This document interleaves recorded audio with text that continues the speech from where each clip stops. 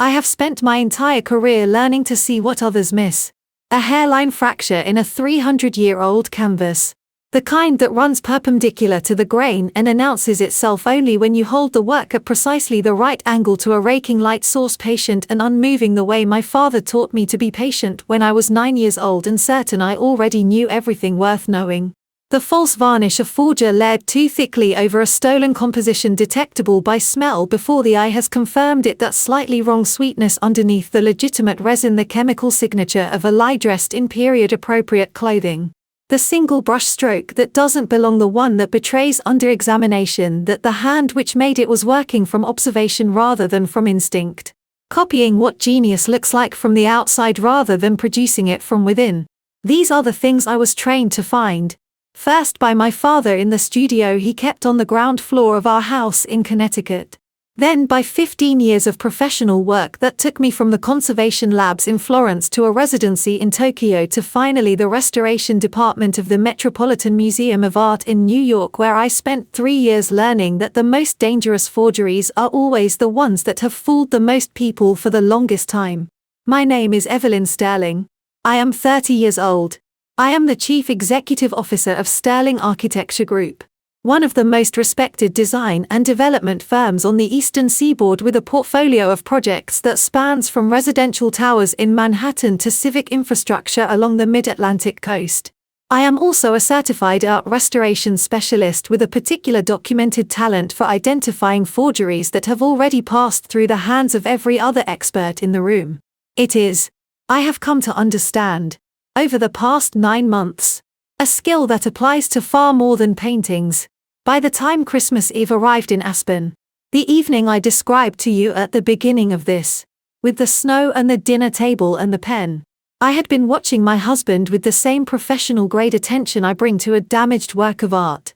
Methodical, unhurried, building toward a conclusion I could not afford to reach prematurely. 9 months of watching. 9 months of waiting. But to understand how I got there and why it took the particular form it did, you need to understand where I started. Which means going back to March. A rainy Tuesday evening. The penthouse on the 53rd floor of a building in Midtown Manhattan, with its floor-to-ceiling windows and its view of a city that goes on working regardless of what happens inside any individual life. And a conversation that began with the words, "I'm worried about you," and ended with me understanding with a cold and absolute precision I have not been able to unveil since that my marriage was not what I had believed it to be.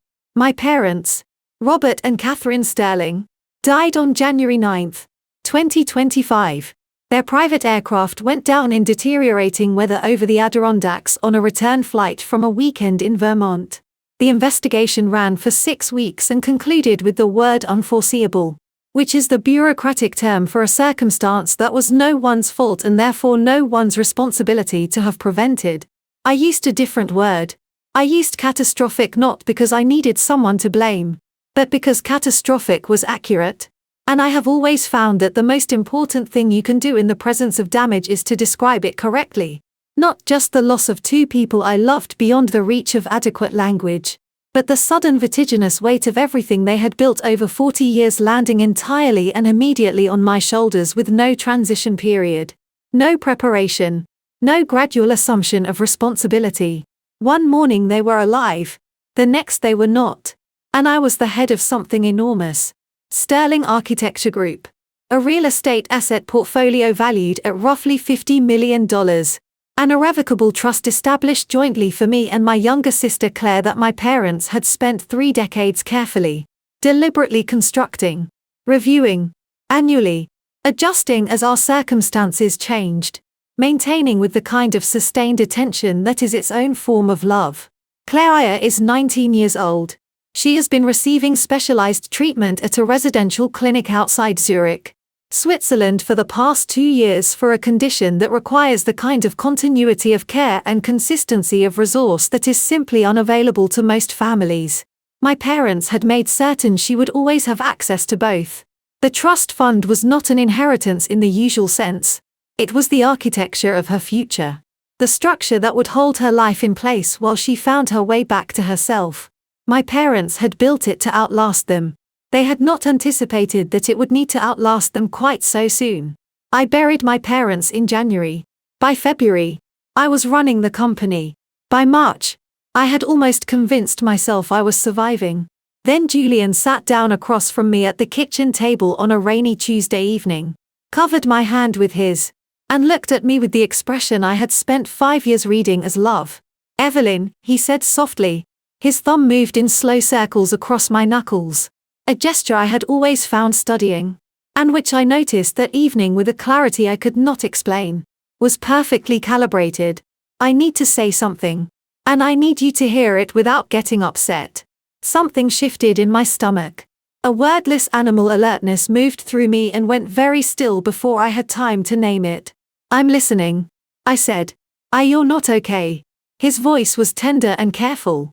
The voice of a man who has rehearsed his lines and found exactly the right register for them. "I know you think you are. I know that's what you tell everyone. But I've been watching you these past 2 months. The way you push through every single day. The way you won't let anyone near enough to help you. And it frightens me. Evelyn, you've lost both your parents. You're running a company that would test someone twice your age and twice your experience. And you are trying to hold every single piece of it together entirely by yourself." He squeezed my hand. His grip was warm. "You don't have to do that. I'm managing," I said. "You're barely sleeping." He leaned forward slightly and his eyes were full of something that looked from every external angle exactly like genuine concern. "I've been talking to some people. Financial advisors. Trust attorneys. And I think the most responsible thing we could do right now for you, for Claire, for the company's stability, is to let me take on some of the administrative weight temporarily. Just until you've had adequate time to grieve properly and recover some of your steadiness." A pause precisely timed. "I could manage the trust fund. Handle the quarterly filings. The distribution approvals. The correspondence with the clinic in Zurich. You wouldn't have to think about any of it." The rain moved across the floor to ceiling windows in slow, uneven patterns, each drop catching the city light below for a fraction of a second before it was gone. I looked at my husband's face. The face I had woken up beside for 5 years. The face I had flown home to from Florence and Tokyo, and every other city that had briefly claimed my attention. And I felt something I could not immediately name move through my chest like a cold current there. And then gone before I could close my hand around it. "That's generous," I said. My voice was careful. "Let me think about it." His smile arrived, warm and immediate relief. Dressed in the clothing of affection. Indistinguishable to anyone who was not looking for the seam. "Of course. Take all the time you need." He kissed the top of my head and crossed the kitchen to pour himself a drink. And as he turned his back to me, his eyes moved just for a fraction of a second. Just the duration of a single breath to the Picasso mounted on the wall above my desk. A 1963 work on canvas, oil and charcoal, acquired by my father at auction in 2008 for a figure that required 2 years of deliberate saving, insured at its most recent appraisal for $4.2 million. He was not looking at the composition. He was not reading the line or considering the period or registering the specific irreducible intelligence of the mark making. His gaze moved across the surface the way I had watched certain buyers move through estate sales. Not with admiration. Not with the slow, involuntary attention that genuine beauty commands. But with the flat, efficient momentum of a man conducting evaluation and moving on to the next item. My throat tightened. My hands resting on the table curled slowly into my palms. I had spent 15 years learning to identify the single brushstroke that doesn't belong. I knew with the precision that comes from that kind of sustained training exactly what it looked like when someone was examining an asset and calculating how easily it could be converted. He was not looking at the art. He was looking at the price tag. And I understood with a clarity that moved across the back of my neck like cold water, that he had not been looking at me any differently for a very long time. 3 months passed. Julian said nothing more about the trust fund. He was patient. I will give him that. Patient the way a hunter is patient when he knows the animal hasn't spotted him yet. He brought me coffee in the mornings. He asked about my work with the careful interest of someone who had been coached on what questions to ask. He held my hand at my parents' memorial service in April and cried genuine tears. I think though by then I had begun to understand that genuine emotion and genuine intention are two entirely different things, and the presence of one tells you nothing reliable about the other. By June I had almost convinced myself I had misread that evening in March. Almost. He came to the office on a Thursday afternoon in the second week of June. I was on the 47th floor of One World Trade Center midway through a review of the structural drawings for a mixed-use development in Hudson Yards when my assistant knocked and told me Julian was in the lobby. "Send him up," I said, and felt the cold current again. That same wordless animal alertness from the kitchen table in March. I set it aside. I straightened my jacket. I arranged my expression into something warm and a little tired, which was the expression he expected from me. He came through the door with his jacket over one arm. And that easy, expensive smile. The smile of a man entirely comfortable in rooms that belong to other people. "Surprise visit," he said, crossing to kiss my cheek. "I had a meeting 2 blocks over. Thought I'd see how my wife was doing." "I'm glad you did," I said. "Sit down. Can I get you anything?" "I'm fine." But he didn't sit. He moved instead toward the window, toward the view. Ostensibly the way visitors always did. And his eyes swept the room in a single practiced arc. I watched him the way I watch a painting I haven't yet diagnosed. Quietly from a slight distance. Without revealing that I am watching at all. There is a specific difference between the way a person looks at something they love and the way a person looks at something they are evaluating. Someone who loves art slows down. Their eyes settle. They lean in, drawn by something they can't fully articulate. The color. The movement. The inexplicable sense that the work is looking back. But someone who is running evaluation does something different. Their gaze moves efficiently room to room, piece to piece, with the brisk momentum of a man checking items off an internal list. Julian moved through my office the second way. The Picasso first, a longer pause there than anywhere else. His head tilting slightly. The way people tilt their heads when they are calculating depth rather than appreciating beauty. Then the display case along the east wall where 3 rough diamonds sat in their individual mounts. Uncut stones my father had acquired over 20 years. Each one documented and insured. Each one worth more than most people earn in a decade. Julian's eyes stopped on the display case for 4 full seconds. I counted. "These are new," he said, nodding toward the diamonds. "They've been there for 3 years," I said pleasantly. He laughed, a light self-deprecating sound. "I never pay enough attention. I'm sorry."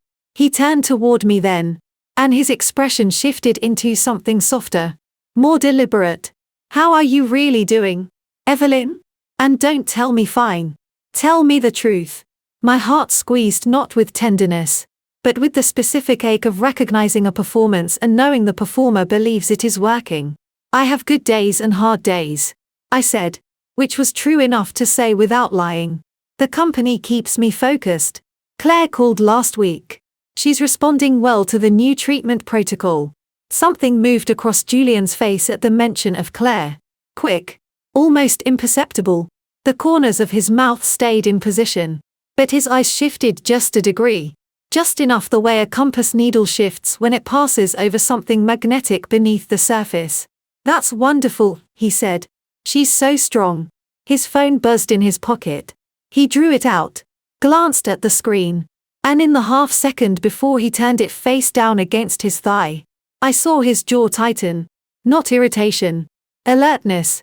The specific physical response of someone receiving information that requires immediate processing. He pocketed the phone smoothly. "Sorry. Work. I should let you get back to it."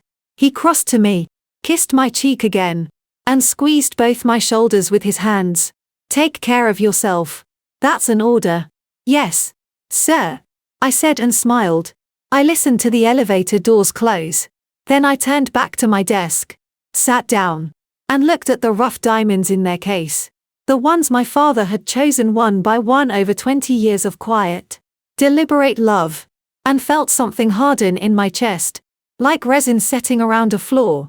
15 years of restoration work had taught me to recognize the precise moment when suspicion hardens into certainty, when you stop asking could this be a forgery and start asking how do I prove it. I had just passed that moment. Julian hadn't come to see how I was doing, he had come to see what was still there. Sterling had come to my wedding. She had worn a cream Chanel suit, drunk 2 glasses of champagne, complimented the floral arrangements and left before the cake was cut. In 5 years of marriage, she had attended exactly 4 dinners at our home. She sent Christmas cards signed with her full name, Beatrice R. Sterling, in the manner of someone fulfilling a contractual obligation. When she asked about my work, her eyes moved to the middle distance in the practiced way of someone who has learned to simulate interest without experiencing it. Which is why when she began appearing at my door every afternoon in early July, I paid very close attention. The first visit came on a Tuesday. I was in the restoration studio, a spare room off the main living area that I had converted years ago into a proper workspace with north-facing light and ventilation good enough for solvents. When the building concierge called up to say Mrs. Sterling Sr. was in the lobby, I smoothed my expression into something appropriately grateful and told him to send her up. She came through the door carrying a thermal flask and wearing a smile I had never seen on her face before. Warm, unhurried, maternal. It fit her the way a costume fits an actor on opening night. Technically correct, but slightly too deliberate. Evelyn, darling. She kissed both my cheeks. You look exhausted. I've been worried sick. She held up the flask. Dong Pao Wong, the finest Chinese rock oolong you can find outside of Fujian province. Smoked over cherry wood. My acupuncturist swears it's the only thing that genuinely calms the nervous system. She said it on the edge of my workbench with the confidence of someone who has decided a decision has already been made. Sit. Let me pour you a cup. That's so thoughtful, I said, pulling up a stool. She poured the tea into the ceramic mug I kept on the shelf. My mother's mug brought back from a weekend in Vermont in 2014. White with a small hand-painted bluebird on the handle. The fact that Beatrice knew which mug was mine told me she had been paying attention to this room for longer than today. I wrapped both hands around the mug, lifted it toward my lips. My nose reached it first. 15 years of restoration work means 15 years of training your olfactory system to detect the nearly undetectable, the faint chemical signature of a retouching varnish applied 40 years ago. The ghost of linseed oil beneath 3 layers of overpainting, the particular sharpness of a solvent that doesn't belong in the decade the painting claims to be from. My nose had become over the years a precision instrument. What it told me now made my stomach drop. Beneath the dense smoky richness of the oolong, beneath the cherrywood and the mineral finish, and the high-altitude earthiness that made this particular tea so expensive and so distinctive, there was something else. A faint chemical whisper. A slightly metallic sharpness at the back of the throat. A tingling at the very tip of my tongue that had no business being there. My face did not change. My hands did not shake. I took the smallest possible sip, just enough to confirm what my nose had already told me. And then I set the mug down on the bench beside me and tilted it very slightly in the direction of the Japanese black pine bonsai that sat in its ceramic pot at the corner of the workbench. My father had carried that tree from a nursery outside Kyoto himself on a trip he took the year I turned 12. He had spent 3 hours choosing it from hundreds of others. And when I asked him why that one, he said, because it has survived things you cannot see. And it grew more beautiful because of them. The nursery documented its age at over 100 years. My father insured it for $120. 000. It had survived 2 apartment moves, a burst pipe, and the kind of benign neglect that kills lesser plants. You seem a little better today, Beatrice said, watching me with those careful eyes behind her gold-framed glasses. Are you sleeping a little more than before? I said. Good. She refilled my mug without being asked. Julian worries. You know, he tries not to show it, but a husband notices these things. She paused. We all just want to see you well again. Evelyn. Back to yourself. Back to yourself. The phrase landed with a weight she almost certainly intended. Thomas, Julian's younger brother, 28 years old, the quieter version of the same blueprint, arrived 4 days later when Beatrice had a prior engagement. Same flask, Same tea.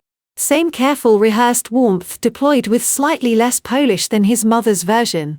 He sat where she had sat, said many of the same things in a different order, and left after 40 minutes. A rotation. Organized. Consistent. Managed. Over the next 3 weeks, I poured 9 servings of Dahong Pa Yulong into the soil of my father's Japanese black pine bonsai. I watched the tree the way I watch a painting I am beginning to understand is in worse condition than it appears. I was not prepared for how fast it happened. Within 18 days, the bark began to split. Long vertical fractures opening in the dark rigged surface like something inside the wood was trying to get out. The needles turned from deep forest green to the flat defeated grey of ash. They came away at the lightest touch, drifting onto the white marble floor in small, silent clusters. The smell changed, too. The clean, cold resin scent I had always associated with my father's study, giving way to something damp and wrong. The smell of organic matter surrendering. I crouched beside the pot one evening and pressed my fingertips gently against the base of the trunk. The wood gave slightly beneath the pressure, soft in the way that healthy wood never is. My eyes burned. My throat closed around something I refused to let become a sound. This was the portrait of what they had intended for me. Julian left his bag on the sofa on a Wednesday evening in early August. He had come home later than usual with the slightly unfocused energy of a man whose afternoon had not gone entirely according to plan. He dropped the bag on the armrest without looking at it, loosened his tie with one hand while pouring a drink with the other, and disappeared into the study with his phone already pressed to his ear. I stood in the doorway of the restoration studio and looked at the bag. It was a leather weekend tote. Italian dark cognac. The kind of bag that costs more than most people's car payments. He carried it to certain meetings. The kind without agendas. I looked at it for a long time. 53 minutes to be precise because the clock on the studio wall was directly in my line of sight and I was by then in the habit of noting exact times. The study door stayed closed. Julian's voice rose and fell behind it in the low, careful register I had learned to associate with conversations he did not want overheard. At 9:17, I walked across the living room and unzipped the bag. My hands were steady. I want to be clear about that. They did not tremble. They did not hesitate. They moved with the same controlled precision I bring to the first examination of a damaged painting, where the cost of an anxious mistake is a tear in something irreplaceable. I went through the bag methodically. A folded copy of a term sheet, a charger, a tin of mints, a spare collar stay, and in the interior zip pocket tucked flat against the lining, a glass vial. It was small, perhaps 5 centimeters long, with a brushed steel screw cap and no label of any kind. The contents were colorless and slightly viscous, catching the light the way mineral oil catches it with a faint, slow movement that suggested density. I held it up and turned it once in the light. No smell, no color, no identifying marks. My heart rate did not spike. What I felt instead was something slower and more deliberate. The sensation I associate with the moment. A hypothesis becomes a diagnosis. When the thing you feared you were looking at resolves finally and irrevocably into the thing you were actually looking at. I replaced everything in the bag exactly as I had found it. I zipped it closed. I set it back on the armrest at the same angle. Then I went to the studio, put on a pair of nitrile gloves, and collected 2 samples. The first, a small amount of the vial's contents drawn off with a clean pipette and transferred to a sealed collection tube I kept in the studio for solvent sampling. The second, a measured amount of soil from the base of the Japanese black pine, the tree my father had carried home from Kyoto, now reduced to splitting bark and grey needles that came away at a breath. 1 sample for what I suspected was in the tea. 1 sample to confirm it had already been there. I packaged both in a padded envelope, wrote a name that was not mine on the return label, and the following morning, I drove to a private analytical laboratory on Raymond Boulevard in New York, New Jersey. I had found them through a professional network I trusted. They accepted private submissions, required no personal identification beyond an intake number, charged $140 per sample in cash, and guaranteed confidentiality in writing. I paid in bills I had withdrawn from a branch ATM 3 days earlier in a neighborhood 2 miles from the apartment. I drove home with the intake number written on a scrap of paper in my coat pocket and nothing else. Then I waited 10 days. I continued accepting the tea from Beatrice. I continued tilting the mug toward the pot when she looked away. Though the tree was beyond saving. Now its roots blackened and soft in the soil. The last of its needles long since fallen. I continued performing the small erosions Julian expected to see. The pause mid-sentence. The momentary confusion. The slightly too long search for a word I knew perfectly well. I was by August very good at all of it. The email came on a Tuesday morning sent to an account I had created under the same false name. Accessed only from a device Julian had never seen. The subject line was a 9-digit intake number. I opened it at the studio desk with the door closed and both locks turned. I read the report once. Then I read it again. The compound identified in both samples was BZ-quinoclitanyl benzylate, a glycolate anticholinergic agent developed for military psychological research.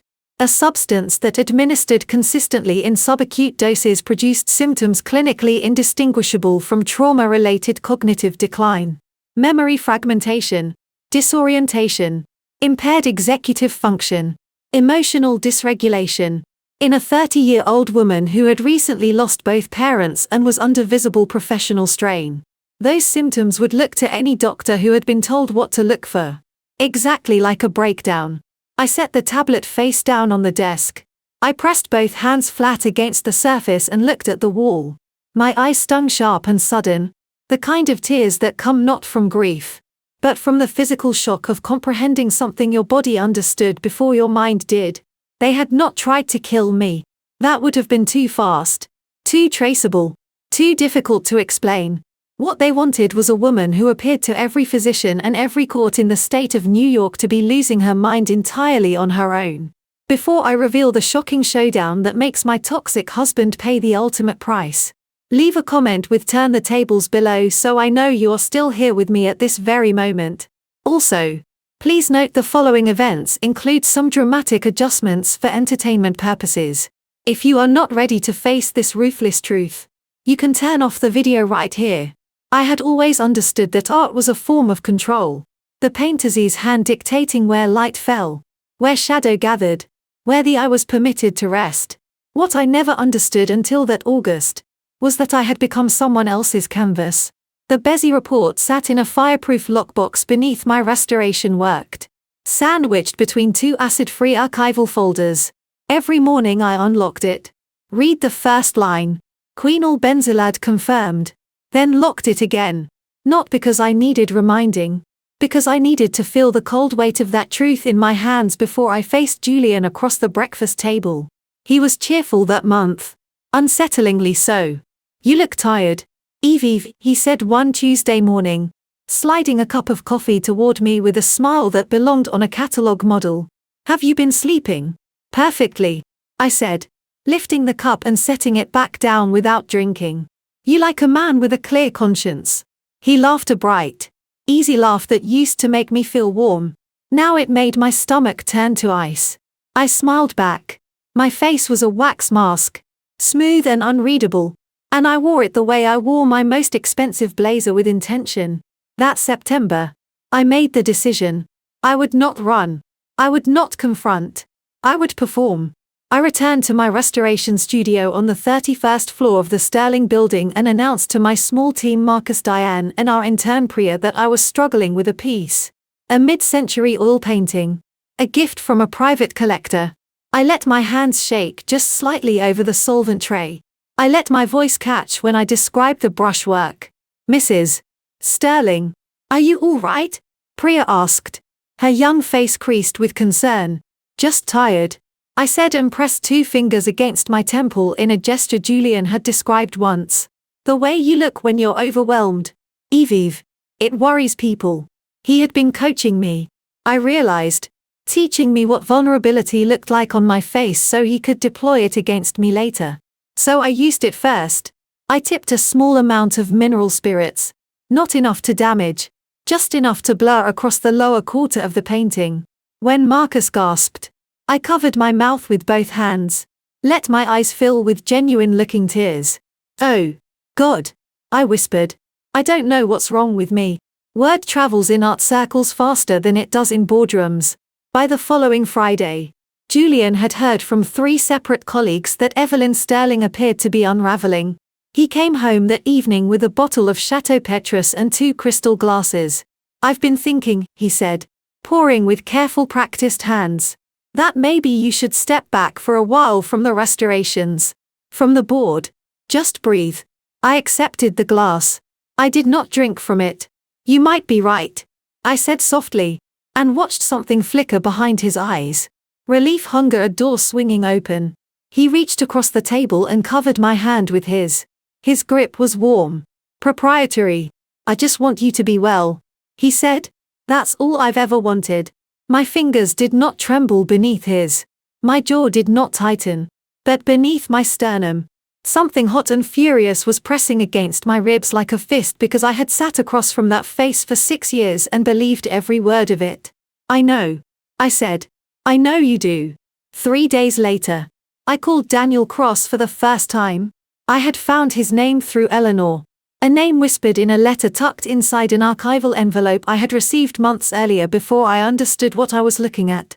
"If you ever need someone who knows where bodies are buried, financial ones, call this number." He answered on the second ring. "Mr.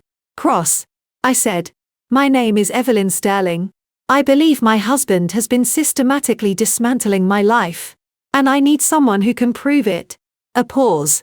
"Then how long has this been going on?" "At least 8 months that I can document," I said. "Possibly longer."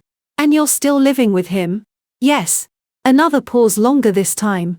When Daniel Cross spoke again, his voice was measured, careful. The voice of a man who had learned the hard way that emotion was a liability in his line of work. "Mrs. Sterling," he said, "you're either the bravest woman I've spoken to in a decade or the most desperate." My throat tightened. My eyes went hot and prickly the way they do before tears that have nowhere to go. "Maybe both," I said. "Fair enough," he said. "Don't change anything. Don't tip him off. And don't drink anything you didn't pour yourself." I exhaled slowly, steadying myself against the edge of my work. My free hand pressed flat against the cool steel surface. "Understood," I said. When I hung up, I stood there for a long moment, staring at the lockbox beneath my table. Then I squared my shoulders, lifted my chin, and walked back toward the apartment. Back toward the wax mask. Back toward the performance. Back toward the man who believed he was watching me dissolve. He had no idea I was just getting started. There are men who wear corruption the way others wear a well-tailored suit, so naturally, so effortlessly that you mistake it for elegance. Mitchell Hale was one of those men. I first met him at a dinner party Julian hosted in September, 3 weeks after my staged breakdown in the restoration studio. He arrived precisely on time, a fact I noted because punctuality in Manhattan social circles is either a power move or a nervous habit. And Mitchell Hale did not strike me as a man with nervous habits. He was 54, broad-shouldered with silver hair swept back from a face that had the particular kind of handsomeness that comes from decades of confident living.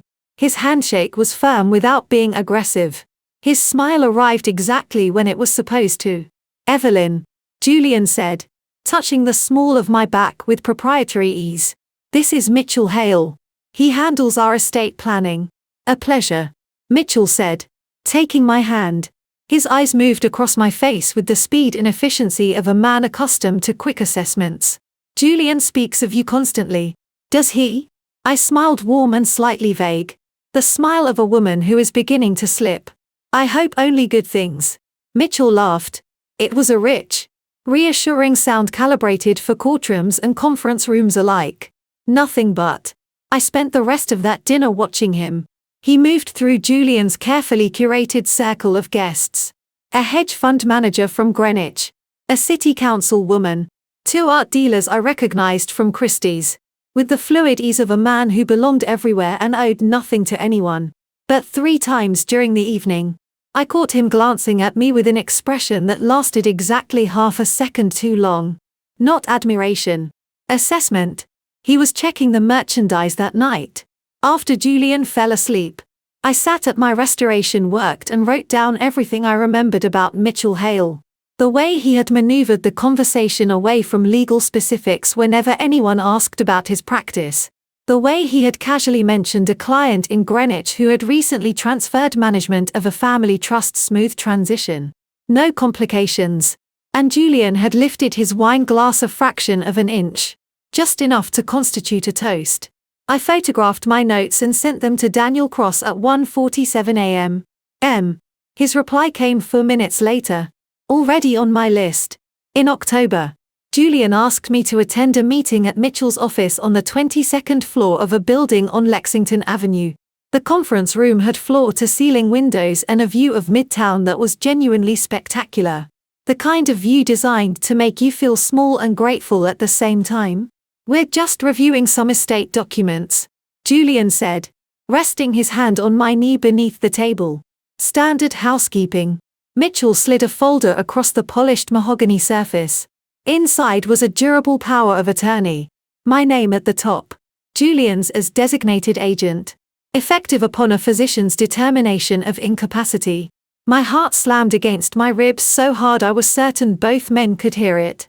"It's just a precaution," Julian said, his voice smooth as poured cream. "Given how overwhelmed you've been lately, if something happened to you, I'd be able to make decisions without the courts getting involved. It's actually the kindest thing we can do." I looked down at the document. My hands were absolutely steady. I had practiced this. Rehearsed it the way an actress rehearses a pivotal scene. But behind my eyes, something was screaming. Kindness. He was calling it kindness. "I'll need time to review it," I said, keeping my voice soft and slightly unfocused. The voice of a woman who was trusting, but just cautious enough to seem cooperative rather than suspicious. Mitchell nodded smoothly. "Of course. Take all the time you need." He capped his fountain pen with a small precise click. "We want you to feel comfortable with everything." I looked up at him then directly for just a moment and something passed between us. Not warmth. Recognition. He knew exactly what this document was for. And somewhere behind his polished professional exterior, behind those calibrated smiles and courtroom-ready reflexes, he knew that I knew it, too. He looked away first.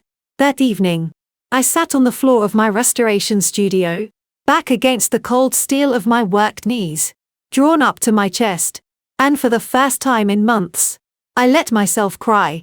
Not the performance tears. The real ones. They came without warning, hot and ugly, shaking out of me in waves I couldn't control. My shoulders heaved. My throat burned. I pressed both hands over my mouth to muffle the sound. And I cried for the woman who had once believed that being loved by Julian Sterling was the luckiest thing that had ever happened to her. Then I wiped my face with the back of my hand, picked up my phone, and called Daniel Cross. "Mitchell Hale presented the DPOA today," I said, my voice still rough at the edges. "October 9th. Lexington Avenue office." "Got it," Daniel said. "You okay?" I looked around my studio at the unfinished canvases, the rows of pigment jars, the lockbox beneath my table. "No," I said honestly, "but I will be." There is a particular kind of grief that has no name. The grief of discovering that the life you believed you were living was in fact a stage set.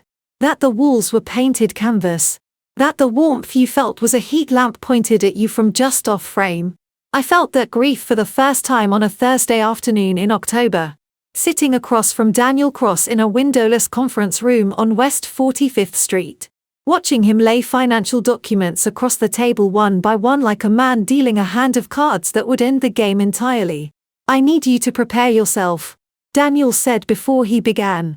He was lean, precise, with the kind of stillness that belongs to men who have spent years in rooms where the wrong word costs lives. His eyes were steady and grey, and they carried something I recognized, not pity, but the careful restraint of someone who understood that pity would insult me. "I'm prepared," I said. I was not prepared. The first document was a casino ledger. Not American, but Macau. The Venetian Macau to be specific. Between January 2023 and August 2025, Julian Sterling had accumulated $15 million in gambling losses dispersed across 17 separate visits. The entries were meticulous, which told me Julian had not tried to hide them from the casino, only from me. He liquidated a portion of his investment portfolio to cover the early losses, Daniel said, pressing one finger against a column of figures.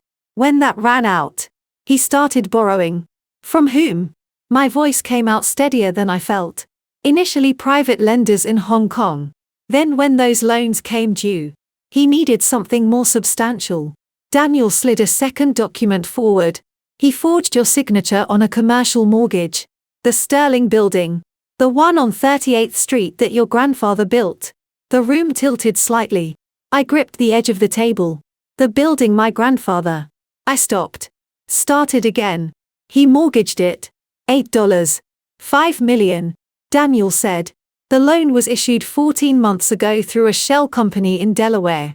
The lender is a private equity group with documented ties to the same Hong Kong network. The signature on the mortgage deed is yours. It is not your handwriting. My eyes burned. I pressed my lips together and breathed through my nose slowly, the way I had taught myself to do in front of Julian when the rage became too large to contain. But this was not rage. This was something older and more devastating. The sensation of the ground disappearing beneath your feet inch by inch until you realize you have been standing over nothing for a very long time. There's more, Daniel said. Of course. There was more. The third document was a trust fund statement. Claire's trust, established by our father when Claire was born, intended to cover her treatment costs at the Zurich clinic for as long as she needed them. I had never touched it. It had not occurred to me that anyone would. Julian had siphoned $2.5 million from Claire's trust over an 18-month period, routed through a series of wire transfers to an account in the Cayman Islands registered to a company called Ardent Capital LLC. Ardent Capital LLC did not exist in any business registry. It was a ghost, a name, and a number and a void. The tears came before I could stop them. Not the quiet, dignified kind. The kind that arrived like a rupture. Sudden, violent, impossible to manage. I pressed both hands flat on the table and dropped my head forward. And I sobbed in a way I had not sobbed since the night my father died. My shoulders shook. My chest heaved. Each breath came in ragged, uneven bursts that I could not smooth out no matter how hard I tried. Mrs. Sterling. Daniel's voice was quiet but firm. Evelyn. I looked up.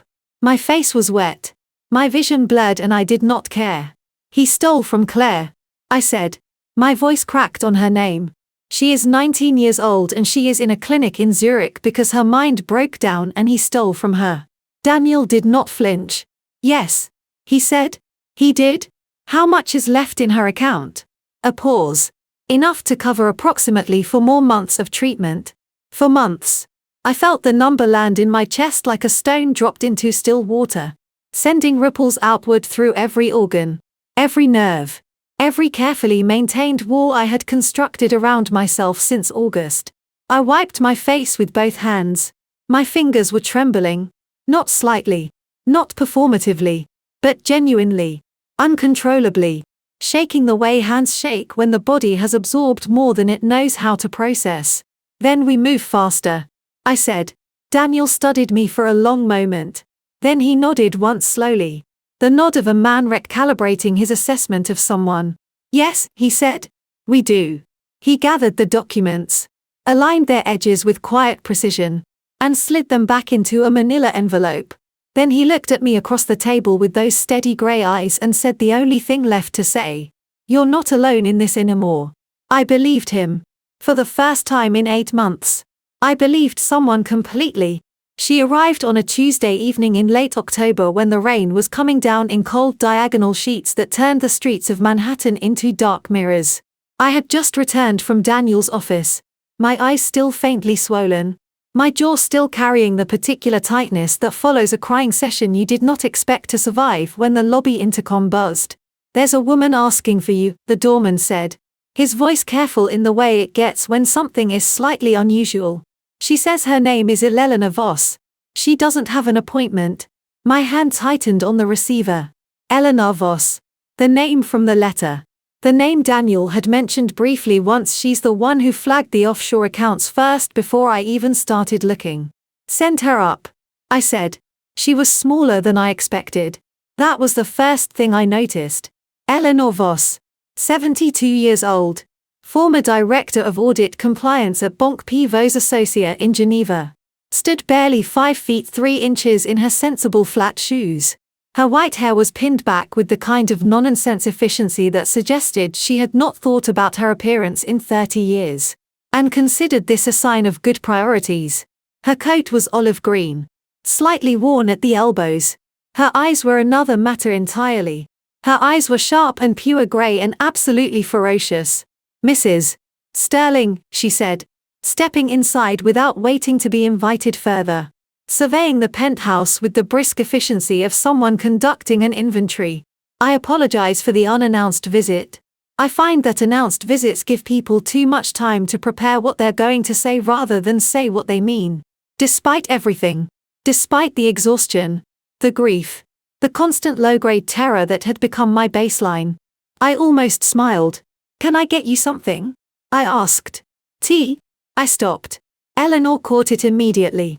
One corner of her mouth lifted. "Coffee is fine," she said. "Black." We sat at the kitchen island and she placed a small object on the counter between us. A memory card no larger than a thumbnail sealed inside a clear evidence bag. "What's on it?" I asked. 14 months of Julian Sterling's offshore account movements, she said, wrapping both hands around her coffee mug. Her knuckles were slightly swollen old joints, but steady. 3 shell companies registered in the Cayman Islands, 2 in Luxembourg, 1 in Liechtenstein. Wire transfers totaling approximately $31 million originating from various sources. Some legitimate, some considerably less so. I stared at the memory card, at its innocuous size, at the devastating weight of what it contained. "How did you get this?" I asked. Eleanor took a slow sip of coffee before answering. "I spent 31 years tracking financial irregularities for one of the most discreet private banks in Switzerland," she said. "When I retired, I did not stop paying attention. Julian Sterling's name appeared in a flag transaction report I received from a former colleague in Geneva in early 2024. The amounts were not extraordinary by themselves. It was the pattern that was extraordinary." She set her mug down with quiet precision. "I began building a file." "For how long?" 18 months. My throat tightened. 18 months. While I had been restoring paintings and hosting dinner parties and telling myself that the coldness I felt in my marriage was simply the natural cooling of a long relationship, this woman whom I had never met had been quietly, methodically assembling the evidence of my destruction. "Why?" I asked. My voice cracked slightly on the word. "You don't know me." Eleanor looked at me steadily. "I knew your mother," she said. "Catherine Sterling. We were at the University of Geneva together 48 years ago. She was the most brilliant woman in any room she entered." A pause. Something moved across Eleanor's face. Not sentiment exactly, but the carefully controlled residue of it. "When I saw your name connected to Julian's in that report, I made a decision." My eyes went hot.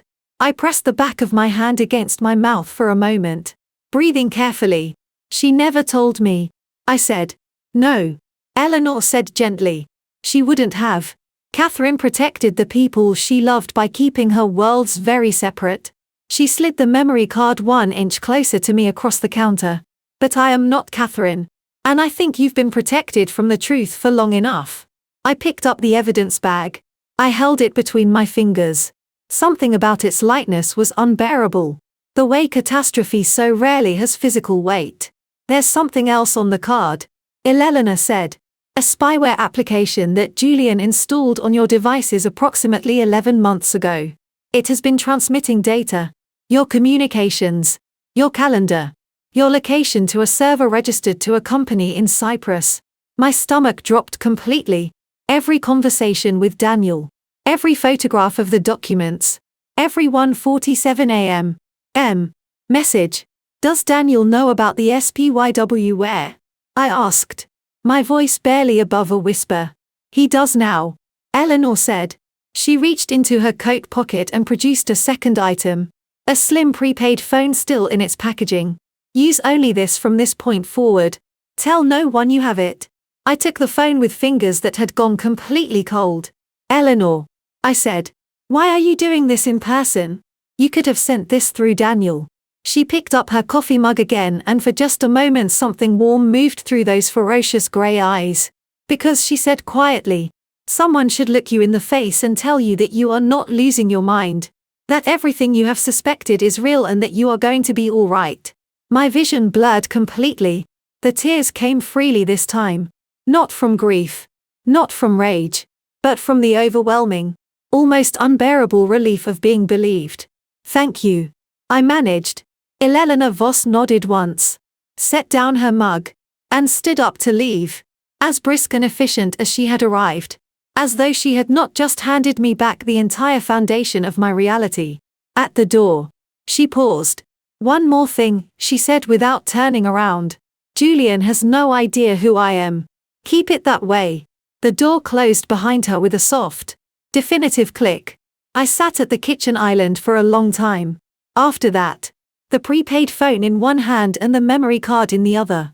And I cried until there was nothing left. And then, slowly, I began to feel something I had not felt in nearly a year. Ready. I had designed the penthouse smart home system myself 3 years earlier during a weekend in March when Julian was in Tokyo for a development conference and I had the apartment entirely to myself for 62 hours. I remember that weekend with unusual clarity. The particular quality of solitude that settles over a space when the person who usually occupies it is genuinely absent rather than simply elsewhere in the building.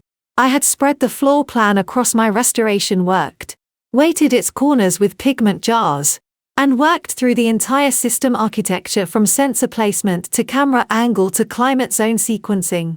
Color coding. Each layer in archival ink on a transparent overlay. The way I color-coded the undurred drawings of old masters before I touched them with a brush. Julian had come home to find the plans still pinned above the worked and had looked at them for a long moment before saying with the kind of amusement that contains a judgment inside it, "Excessive."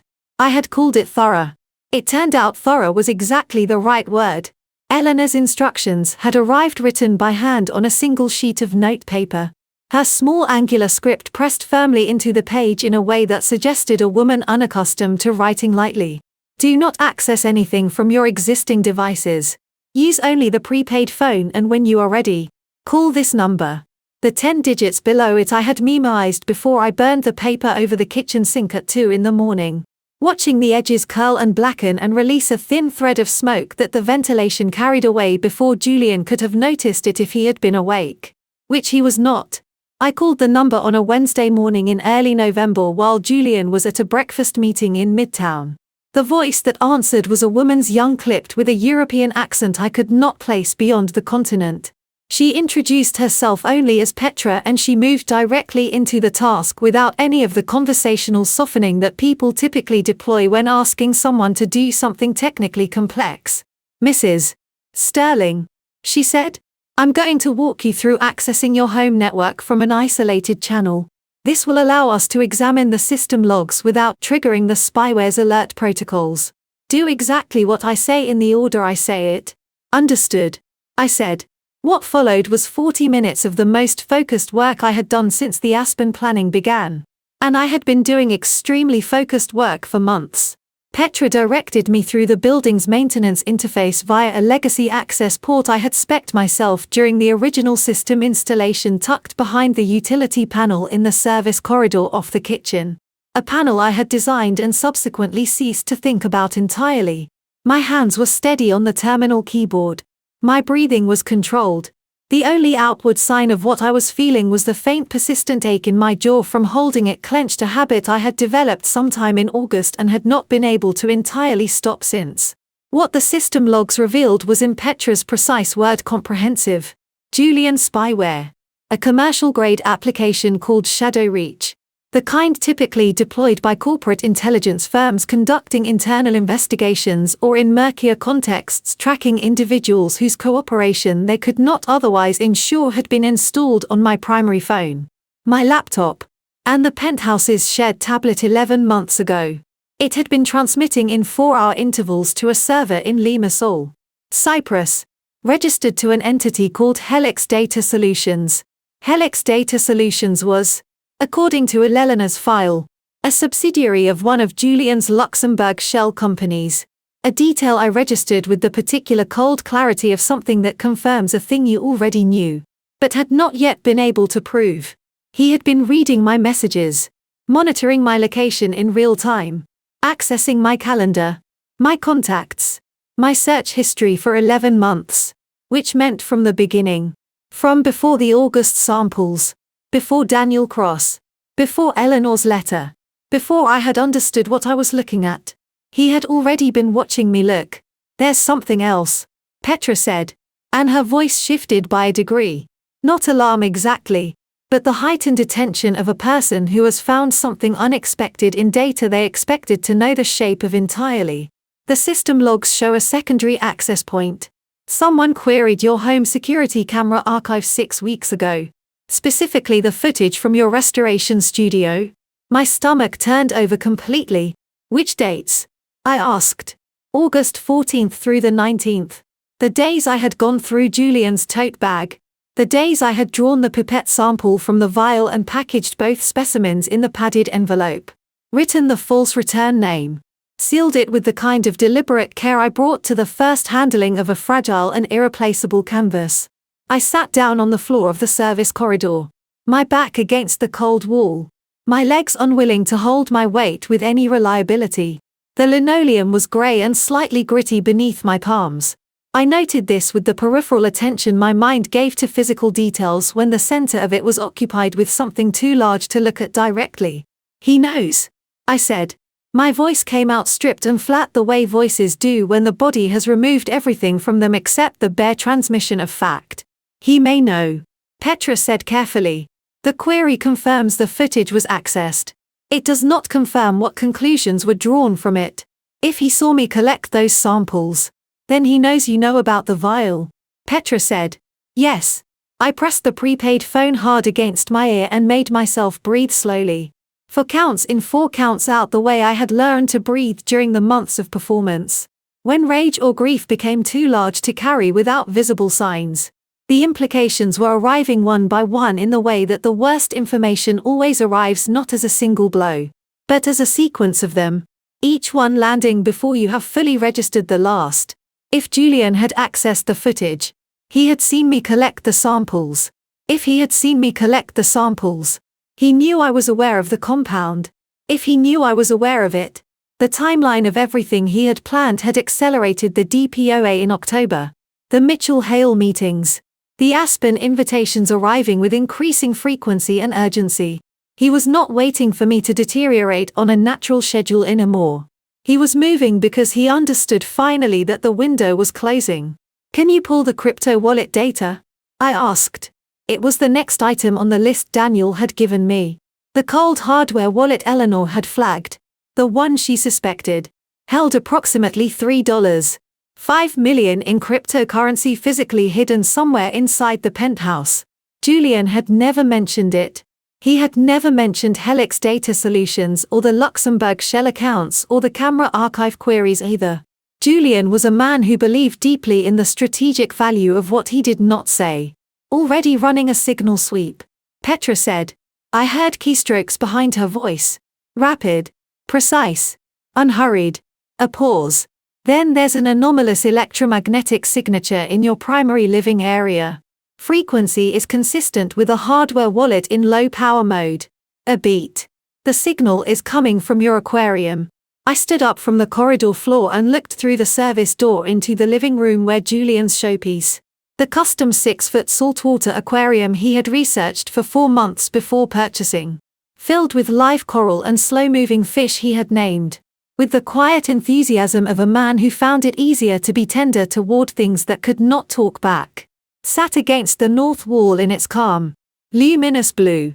He had insisted on installing it himself, had spent an entire weekend adjusting the filtration system and the water chemistry, emerging from the process with damp forearms, and a satisfaction I had read as genuine, had told me with considerable authority that the water pump motor generated electromagnetic interference strong enough to damage sensitive electronics, and that I should keep my laptop well away from the living room corner where it sat. The water pump motor generated interference that masked a hardware cryptocurrency wallet. I started laughing. It came out slightly unhinged. Short and sharp and incredulous.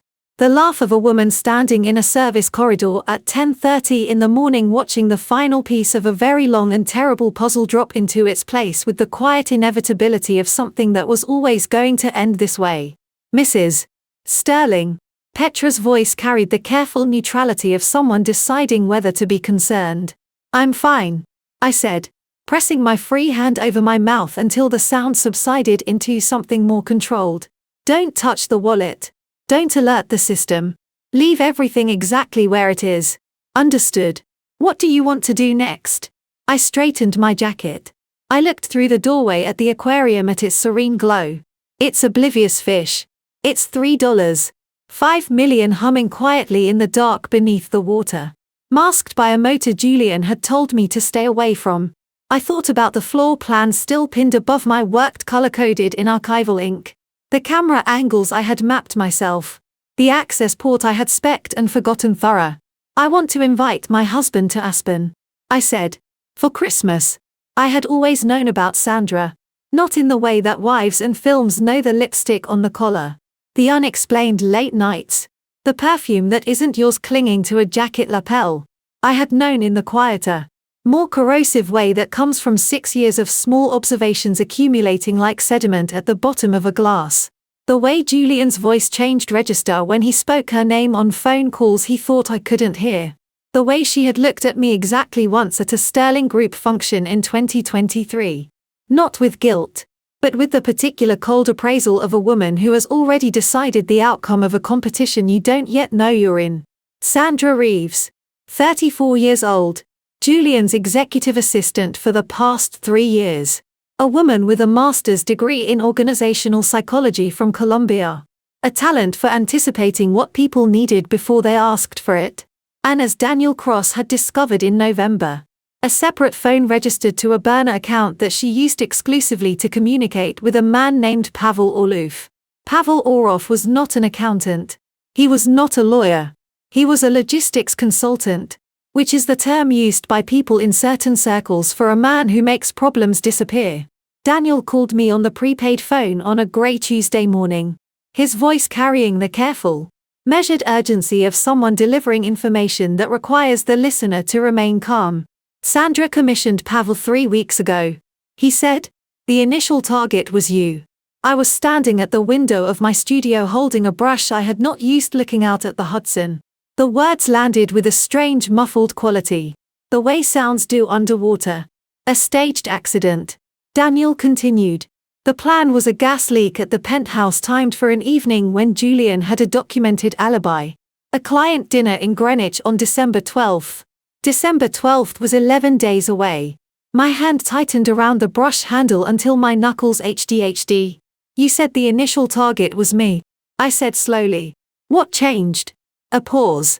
The kind that means the next sentence is going to be complicated. Sandra found out about the Macau debts.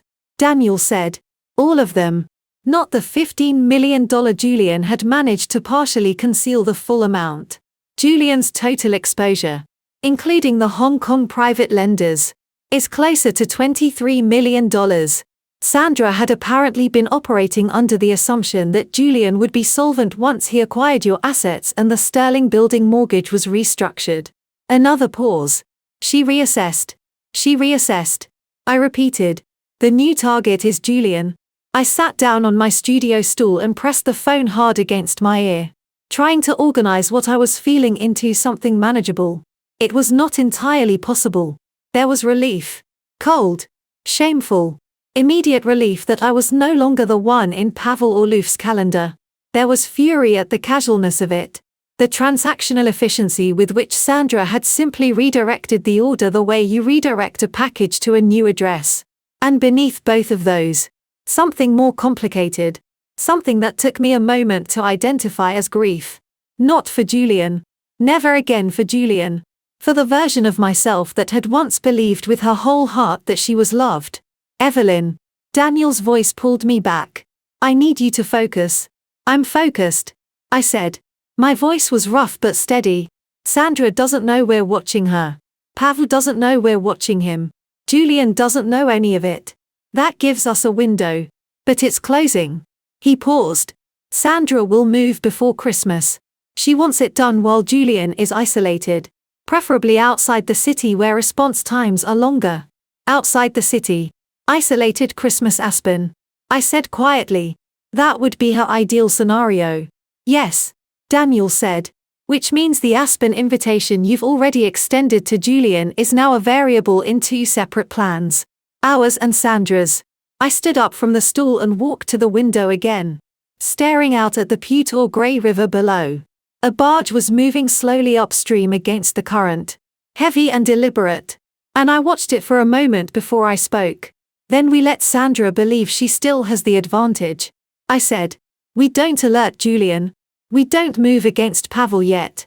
We let everyone arrive in Aspen exactly as planned. That means Julian will be in genuine danger for a period of time. Daniel said carefully. You understand that? I understand that. I said. But Julian Sterling needs to stand in a courtroom. Daniel. He needs to answer for Claire's trust fund. For the forged mortgage. For the BZ. For all of it. In front of a judge on the record in public. If Sandra's plan succeeds, none of that happens. My jaw tightened. I am not letting him escape into a gas accident. He doesn't get that. There was a silence on the line, longer than Daniel's usual pauses. When he spoke again, his voice had shifted into something that was almost but not quite admiration. I'll coordinate with the FBI field office, he said. Agent Patricia Novak. She's been building a parallel financial fraud case against Mitchell Hale for 8 months. This gives her Julian and Sandra on the same night. Good, I said. Evelyn. His voice dropped slightly. Be careful in Aspen.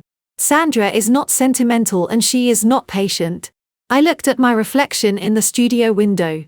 A woman with paint-stained fingers and swollen eyes and a prepaid phone pressed to her ear standing in the ruins of a life she had spent 6 years building. Neither am I said. I hung up, set the phone down on the worked, and picked up my brush. My hands had stopped trembling entirely. I mixed cadmium red into titanium white until I had the exact shade I needed, the color of dawn over a mounting cold and irreversible and coming whether you were ready or not. Then I began to paint. 48 hours before Christmas Eve, Daniel Cross called me at 6:14 in the morning. I was already awake. I had not slept properly in 11 days. Not since the conversation about Sandra and Pavel Orov. Not since the weight of what we were orchestrating had settled fully into my body and made a home there. I had been lying in the dark beside Julian, listening to him breathe with the easy, untroubled rhythm of a man who believed himself completely in control. And I had been running the timeline in my head, the way I used to run brushstroke sequences before beginning a restoration forward, backward, forward again, checking for errors. Pavel moved last night, Daniel said the moment I picked up. He drove a utility van to a gas supply depot in Hoboken, purchased 2 commercial propane canisters under a contractor's license that does not belong to him. I swung my legs over the side of the bed and walked quietly to the bathroom, closing the door behind me before I spoke. He's planning to move on Julian and Aspen, I said, within the 48-hour window. Yes. Sandra booked Pavel into a motel in Glenwood Springs, 40 minutes from the villa. He arrived yesterday afternoon. A pause. We have eyes on him. I pressed my free hand flat against the cold marble of the bathroom counter and stared at my reflection. I looked. I thought remarkably composed for a woman standing at the edge of something that could go catastrophically wrong in a dozen different directions. What does Patricia Novak need from me? I asked. She needs you in that villa, Daniel said. On schedule. Behaving exactly as planned. No deviations.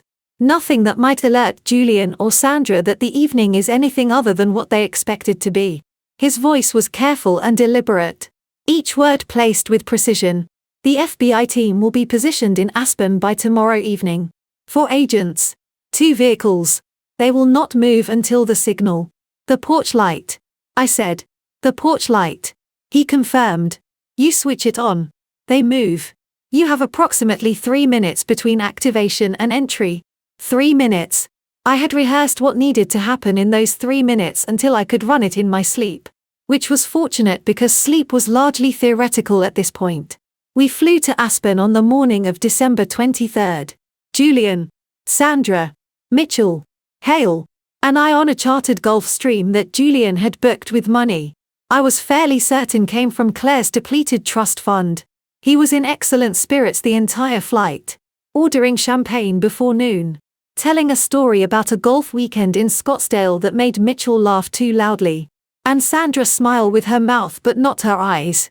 I watched Sandra across the aisle. She was composed in immaculate dark blazer hair, pulled back, a slim leather portfolio on her lap that I knew contained the documents Mitchell intended to present at dinner. She caught me looking once and held my gaze for exactly 2 seconds before returning to her phone.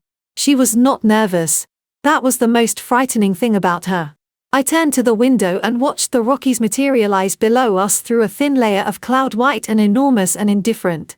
And I thought about Pavel Orov in his Glenwood Springs motel room and Daniel Cross in a rental car on Highway 82 and Agent Patricia Novak in a command vehicle somewhere in the pine trees above the villa. So many people moving in careful formation, all of it balanced on a single hinge. Me. The villa was exactly as I remembered it from the previous Christmas when Julian and I had spent 4 days there in the particular silence of a marriage that has run out of things to say. Floor-to-ceiling glass on 3 sides. A stone fireplace large enough to stand in. The kind of deliberate architectural beauty that impresses everyone and comforts no one. Julian walked through the front door ahead of me, spreading his arms wide with proprietary satisfaction. "Perfect," he said, turning to take in the space. "Absolutely perfect. It really is," Mitchell agreed, setting his briefcase on the dining table with a small, purposeful click. Sandra moved to the kitchen without being asked, opening cupboards, familiarizing herself with the layout. And I watched her do it and understood with a cold clarity that settled over me like a second skin that she was assessing the gas connections.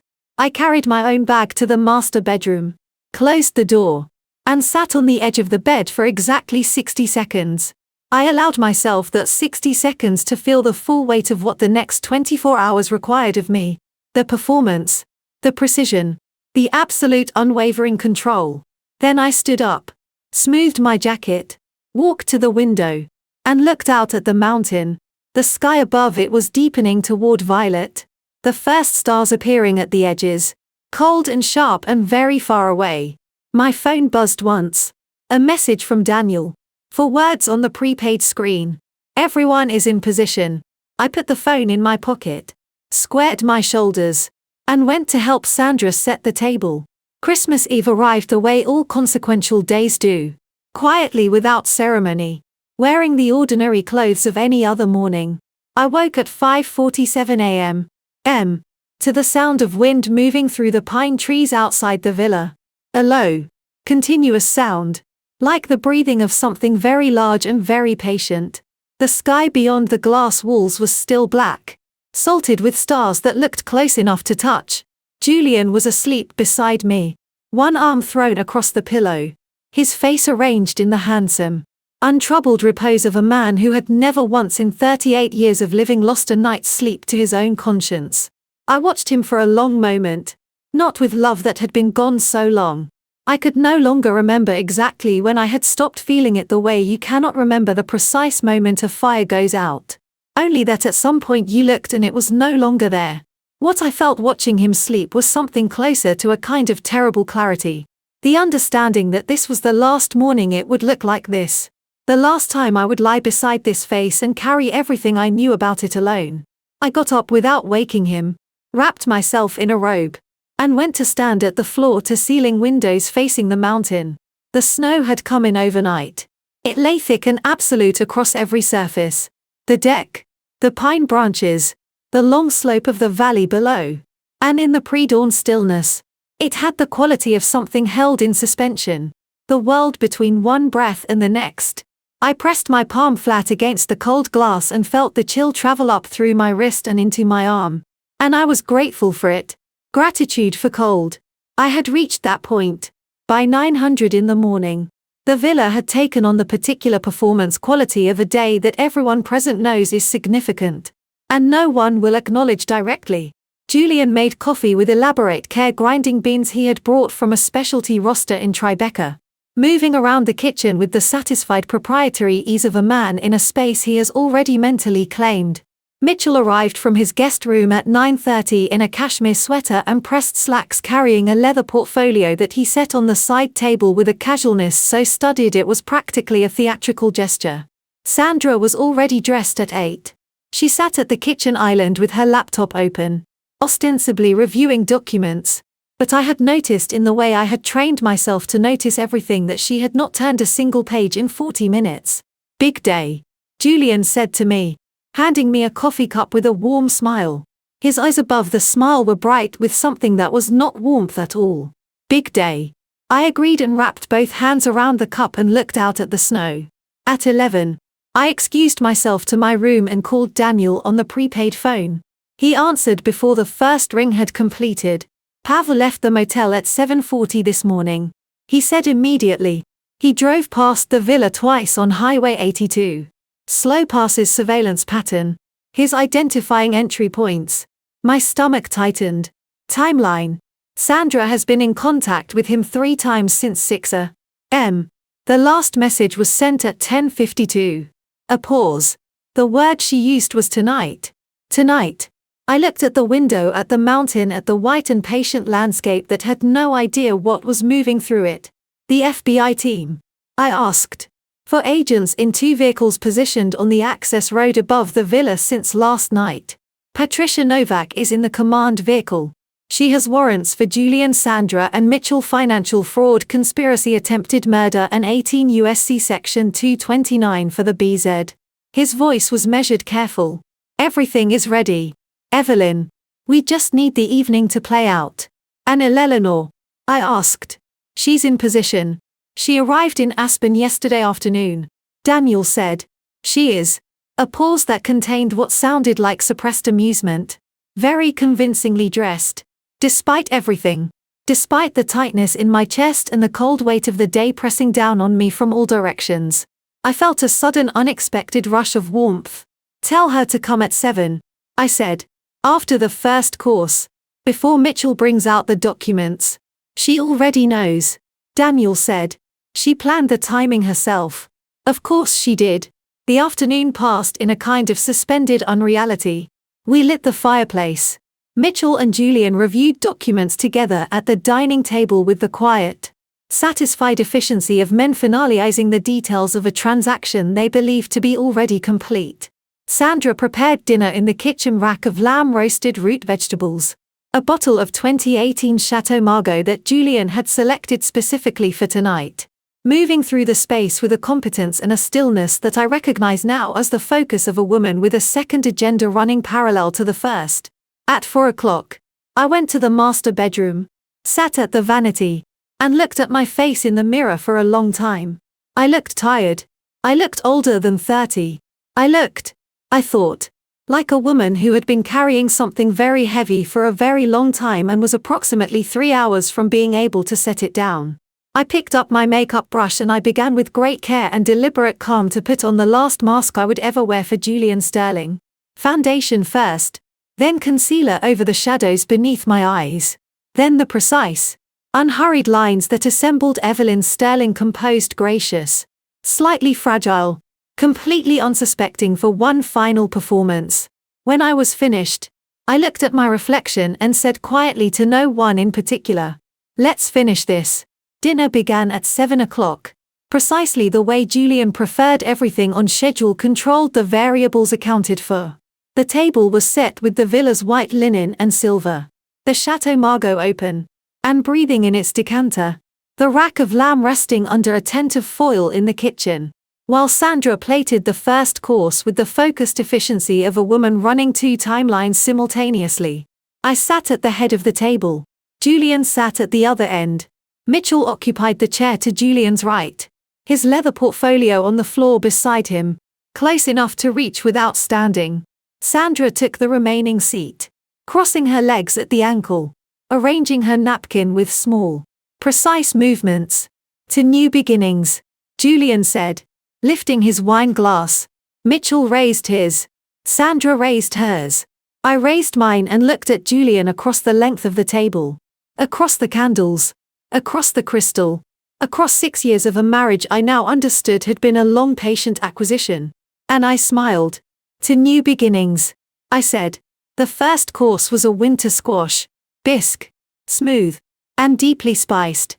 And for 20 minutes the conversation moved through the careful, pleasant shallows that Julian had always preferred at his dinner tables. A gallery opening in Chelsea. A real estate development in Hudson Yards. The relative merits of various ski resorts. Mitchell was in excellent form. Relaxed and expansive. His courtroom warmth turned to its most appealing setting. Sandra contributed precisely calibrated observations at precisely calibrated intervals. I ate. I listened. I responded when addressed with the soft, slightly distracted effect of a woman who was present, but not entirely anchored the performance I had been refining since September. And beneath the table, my left hand was pressed flat against my thigh, fingers spread wide, feeling the fabric of my dress against my palm, grounding myself in the texture of the real. At 7:42, a knock landed on the front door. It was not a timid knock. It was not the knock of someone uncertain of their welcome. It was 3 measured strikes, deliberate, unhurried, completely assured, and in the silence of the villa they carried with the clarity of a bell. Julian's head turned toward the door. A small vertical line appeared between his brows. Who on earth, he began. I'll get it, I said, and was on my feet before he could object. I crossed the living room to the front door and I was aware with every step of 3 sets of eyes tracking me from the dining table. I was aware of the cold seeping through the glass panels flanking the door and the blue-black darkness beyond them and the snow that had been falling since 4 o'clock, laying itself silently across the world outside. I opened the door. Eleanor Vose stood on the front step in her olive green coat, her white head dusted with snowflakes, her pewter grey eyes absolutely steady. She was holding a small paper bag, a prop we had not discussed, but that I understood immediately because Eleanor was a woman who understood that a detail can be the difference between a performance and a reality. She looked cold. She looked tired. She looked with complete and total conviction like a lost elderly woman who had been walking in the snow for longer than was wise. I'm so sorry to intrude, she said, and her voice carried just the right degree of careful dignity. The voice of someone who is embarrassed to need help, but needs it nonetheless. I'm so sorry to intrude. My car went off the road about half a mile back. I've been walking in the cold, and I haven't eaten since this morning. Could I possibly trouble you for something to eat? I felt my throat tighten with something that was not entirely performance. Of course, I said, and stepped back. Please come in out of the cold.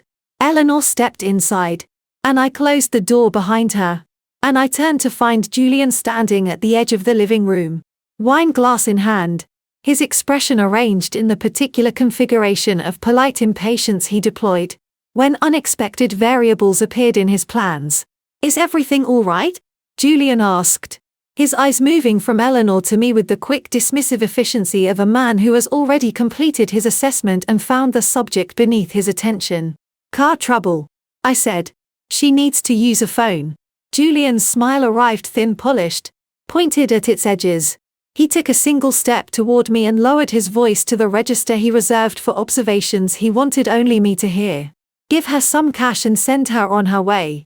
Darling. She's tracking snow through the entire entryway. I looked at him for exactly 1 second. Then I turned to the villa's housekeeper, who had appeared silently in the kitchen doorway and said in my full and caring voice, please set an additional place at the table. Our guest will be joining us for dinner. The housekeeper nodded and disappeared. Julian's smile did not move, but something behind his eyes did a small, precise recalibration. The look of a man who has just encountered a variable he had not accounted for. He said nothing.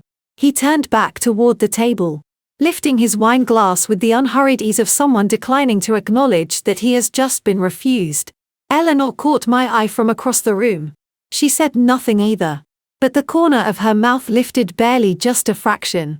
And I understood in that fraction that she had expected exactly this and had already decided what it meant.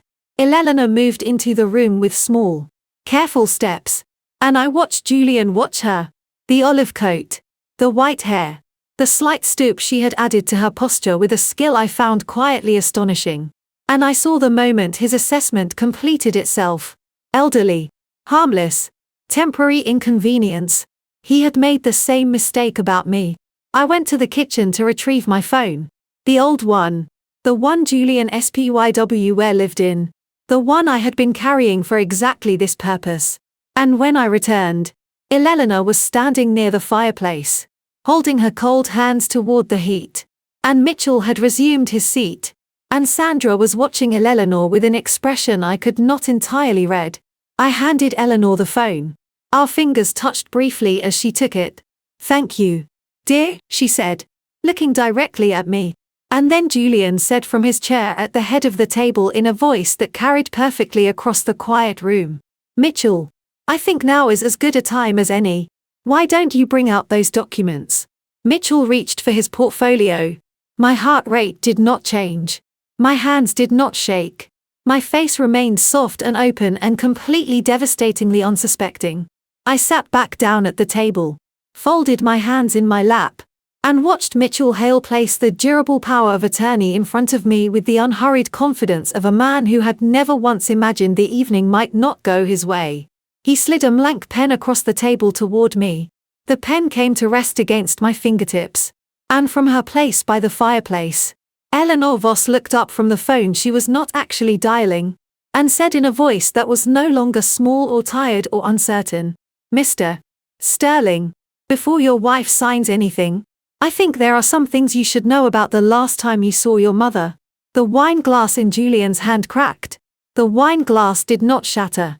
It cracked, a single clean fracture running from the base to the rim. The kind of break that happens when something is gripped too tightly for too long. A thin thread of Chateau Margaux ran down Julian's fingers and dripped onto the white linen tablecloth, spreading in a slow dark bloom. And nobody moved. Nobody breathed. Eleanor Voss stood by the fireplace with her hands clasped in front of her. Her posture no longer the careful stoop of a cold and helpless old woman, but something entirely different. Straight-spined. Deliberate. With the particular stillness of someone who has rehearsed this moment in their mind so many times that the reality of it requires no adjustment whatsoever. "Who are you?" Julian's voice came out wrong. Too thin. Too high. The voice of a man whose composure has just developed a fracture of its own. "My name is Eleanor Voss," she said. "I was the Director of Audit Compliance at Banker P. Voss Dossier in Geneva for 31 years. Before that, I was a colleague of your wife's mother, Catherine Sterling, at the University of Geneva." She paused, letting each sentence land with full weight before adding the next. "And before any of that, I was the woman who filed the report that had your mother, Beatrice, born Beatrice Holloway, before she married your father, involuntarily committed to a psychiatric facility in Burlington, Vermont, in October of 2010. The silence that followed was so complete. I could hear the fire crackling behind Eleanor, and the wind against the glass, and the sound of Mitchell Hale's portfolio zipper catching as his hand tightened involuntarily on the leather. Julian set the cracked wine glass down on the table. The thread of red continued to drip. "You have no idea what you're talking about," he said. "I have a great deal of ideas," Eleanor said pleasantly. "Would you like me to continue?" She did not wait for his answer. She went to her grave, waiting for an explanation that never came. Moving from the fireplace to the dining table with slow measured steps. Not toward Julian, but to the empty chair at the table's center, which she pulled out and sat in as though she had been expected all along. She was frightened. She had documentation, bank statements, correspondence, a series of wire transfers suggesting that someone with access to her personal accounts had been systematically redirecting funds. Small amounts at first, then larger ones, over 18 months. Approximately $340,000 had been moved to an account she did not recognize. "This is fabrication," Julian said. His jaw was tight. A muscle flickered beneath his left eye. "The account," Eleanor continued as though he had not spoken, "was registered to a company called Horizon Asset Management. Horizon Asset Management was incorporated in Delaware in 2008 by a 21-year-old finance student at NYU. She looked at Julian with her pale gray eyes and held his gaze without blinking. I believe you remember incorporating it. Across the table. I watched Julian's face. I had been watching it for 6 years. Cataloging its expressions. The way I catalogued the condition of old paintings. Every hairline crack. Every area of instability. Every place where the surface was at risk of giving way. What I saw now was something I had never seen before. Not anger. Not calculation. Something beneath both of those, raw and cornered and suddenly very young. You went to the authorities with your mother's documentation. Eleanor said. Not to help her. To get ahead of it. You told the evaluating psychiatrist that your mother had been making accusations against family members for years. That she had a history of paranoid ideation. That the documents she was presenting as evidence were the product of a confused and deteriorating mind. Eleanor's voice did not waver. It did not soften. It was the voice of a woman reading from a record. The psychiatrist committed her on a 72-hour hold. The hold was extended. She remained in that facility for 4 months. My hand moved to my mouth. I had not known this. Daniel had given me the outline. Margaret Holloway. Vermont. 2010. But not this. Not the mechanics of it. Not the specific surgical cruelty of a 21-year-old boy using his mother's love for him as the instrument of her destruction. My eyes burned. I pressed my fingers hard against my lips and breathed. She died 14 months after her release. Eleanor said quietly. Cardiac failure. The certificate said. But I was her friend for 40 years. And I knew Beatrice. And I know that some people die because the thing that kept them alive has been taken from them. She paused. She never stopped believing that her son would explain himself. That there had been some mistake. Eleanor moved from the fireplace to the dining table with slow measured steps. I don't have to sit here and you do actually. The voice came from Sandra and it stopped everyone including Julian. She was sitting perfectly still. Her hands folded on the table. Her expression something I had never seen on her face before. Not the cold calculation I had come to recognize. Something harder. Something that had been decided a long time ago and was only now being revealed. Sit down. Julian. He stared at her. Sit down. He sat slowly like a man discovering that the chair beneath him is not the one he thought it was. Sandra reached into her blazer pocket and placed a small USB drive on the table beside the DPOA documents. She slid it toward Mitchell Hale with one finger. Everything on that drive goes to the FBI tonight, she said. Her voice completely flat. Julian's Macau accounts. The Horizon Asset Management Incorporation documents. The wire transfers from Claire Sterling's trust fund. The Shadow Reach spyware purchase receipt. She looked at Mitchell, who had gone the color of old wax. Including your invoice. Mitchell. The one you sent to Julian's Luxembourg shell company in February. $340. 000 for what was the line item estate restructuring consultation. Mitchell opened his mouth. Nothing came out. I looked at Sandra across the table. She did not look at me. She was looking at Julian with an expression I understood completely because I had felt its exact equivalent every morning for the past 4 months. The expression of a woman who has finished being someone else's instrument. You told me she was already sick, Sandra said to Julian, her voice dropping to something quieter and infinitely more dangerous. You told me the trust fund money was yours by right. You told me a lot of things. Her jaw tightened. Eleanor called me 3 weeks ago. She told me the rest. Julian's face had gone completely still. The muscle beneath his eye had stopped flickering. He looked sitting there in the candlelight of his perfect Christmas dinner like a man watching the walls of a room he built himself close in from every direction at once. Evelyn, he said. His voice cracked on my name. He looked at me. Really looked at me perhaps for the first time in years. And what crossed his face in that moment was something I had not expected and did not know how to hold. Not defiance. Not calculation. Shame. Evelyn. I don't. I said. My voice was quiet and absolute. Whatever you're about to say. Don't. I reached across the table and picked up the Mont Blanc pen. I held it for a moment. Feeling its weight in my fingers. Expensive, considered, chosen to impress. And then I set it down on top of the DPOA document. And I stood up, walked to the front window, and turned on the porch light. The porch light was a single bulb housed in a brushed steel fixture mounted beside the front door. Nothing remarkable. Nothing architectural. Just a functional detail I had noted during my first walkthrough of the villa 3 years ago and filed away. The way I filed away everything that might one day be useful. When I flipped the switch, it cast a warm amber circle across the snow-covered deck, reaching perhaps 12 feet into the darkness before the mountains swallowed it. To anyone watching from the access road above it, was a beacon. I stood at the window with my back to the room and counted. 1, 2, 3. The snow was still falling slow and unhurried, each flake catching the amber light for a fraction of a second before disappearing into the white below. I could hear behind me the particular quality of silence that exists in a room where several people are holding very still. Then Julian spoke. "What did you just do?" I turned around. He was on his feet, both hands flat on the table, the cracked wine glass still leaking its slow thread of red onto the linen.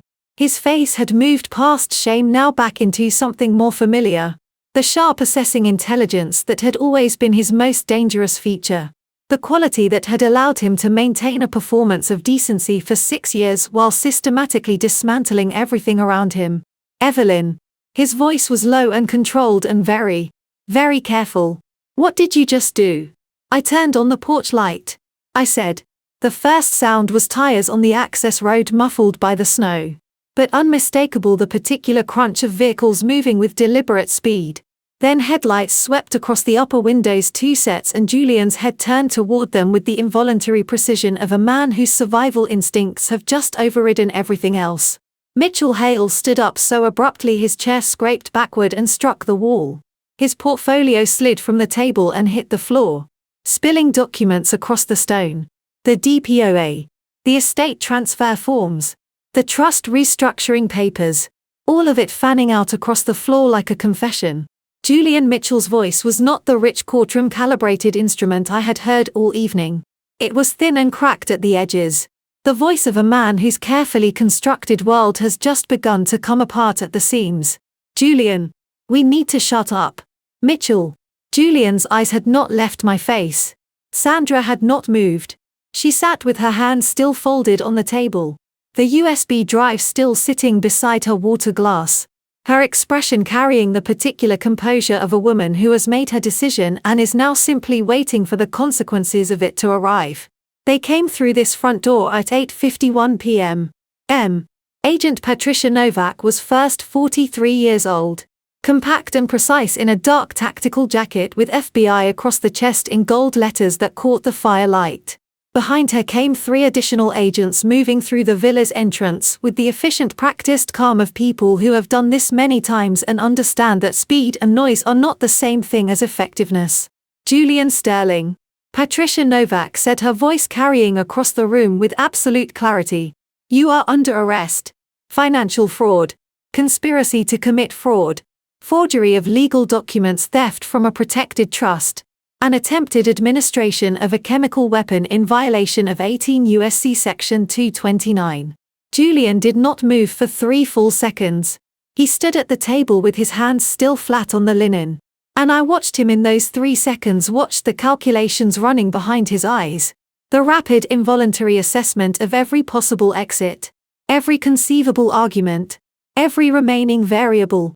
I had watched him calculate his way through 6 years of our marriage. I knew the exact quality of that stillness. Then his shoulders dropped barely perceptibly, perhaps half an inch, and something went out of him. Not defeat exactly, something more fundamental than that. The exhaustion of a man who has been running a very long race and has just at last stopped. "I want my lawyer," he said. "Mr. Hale is also under arrest," Patricia said, and nodded to the agent on her left, who moved toward Mitchell with practiced efficiency.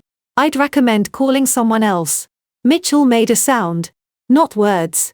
Just a sound, high and involuntary, as the handcuffs clicked into place. His face had gone completely white. The polished professional surface stripped away entirely, leaving something underneath that was simply frightened and small. Sandra stood without being asked, extending her wrists with a composure that I found despite everything genuinely remarkable. "I have a cooperation agreement," she said to Patricia Novak. "My attorney filed it with the Southern District this morning." Patricia looked at her for a moment with the measured appraisal of someone recalibrating. "We're aware," she said. "You'll come with us regardless." Sandra nodded once and allowed herself to be guided toward the door. As she passed me, she stopped just briefly, just for a moment, and looked at me directly. Her eyes were dark and entirely unreadable, and what she said was so quiet that only I could hear it. "I should have looked more carefully," she said. At the beginning, I did not know entirely what she meant. Whether she meant she should have looked more carefully at Julian or at me, or at the particular intersection of those two things that had produced this evening. But I nodded a small, genuine acknowledgement, because whatever Sandra Reeves had done, and whatever her motivations had been, she had in the end placed a USB drive on a table when it mattered. They led Julian out last. He passed within 3 feet of me on his way to the door, and he stopped.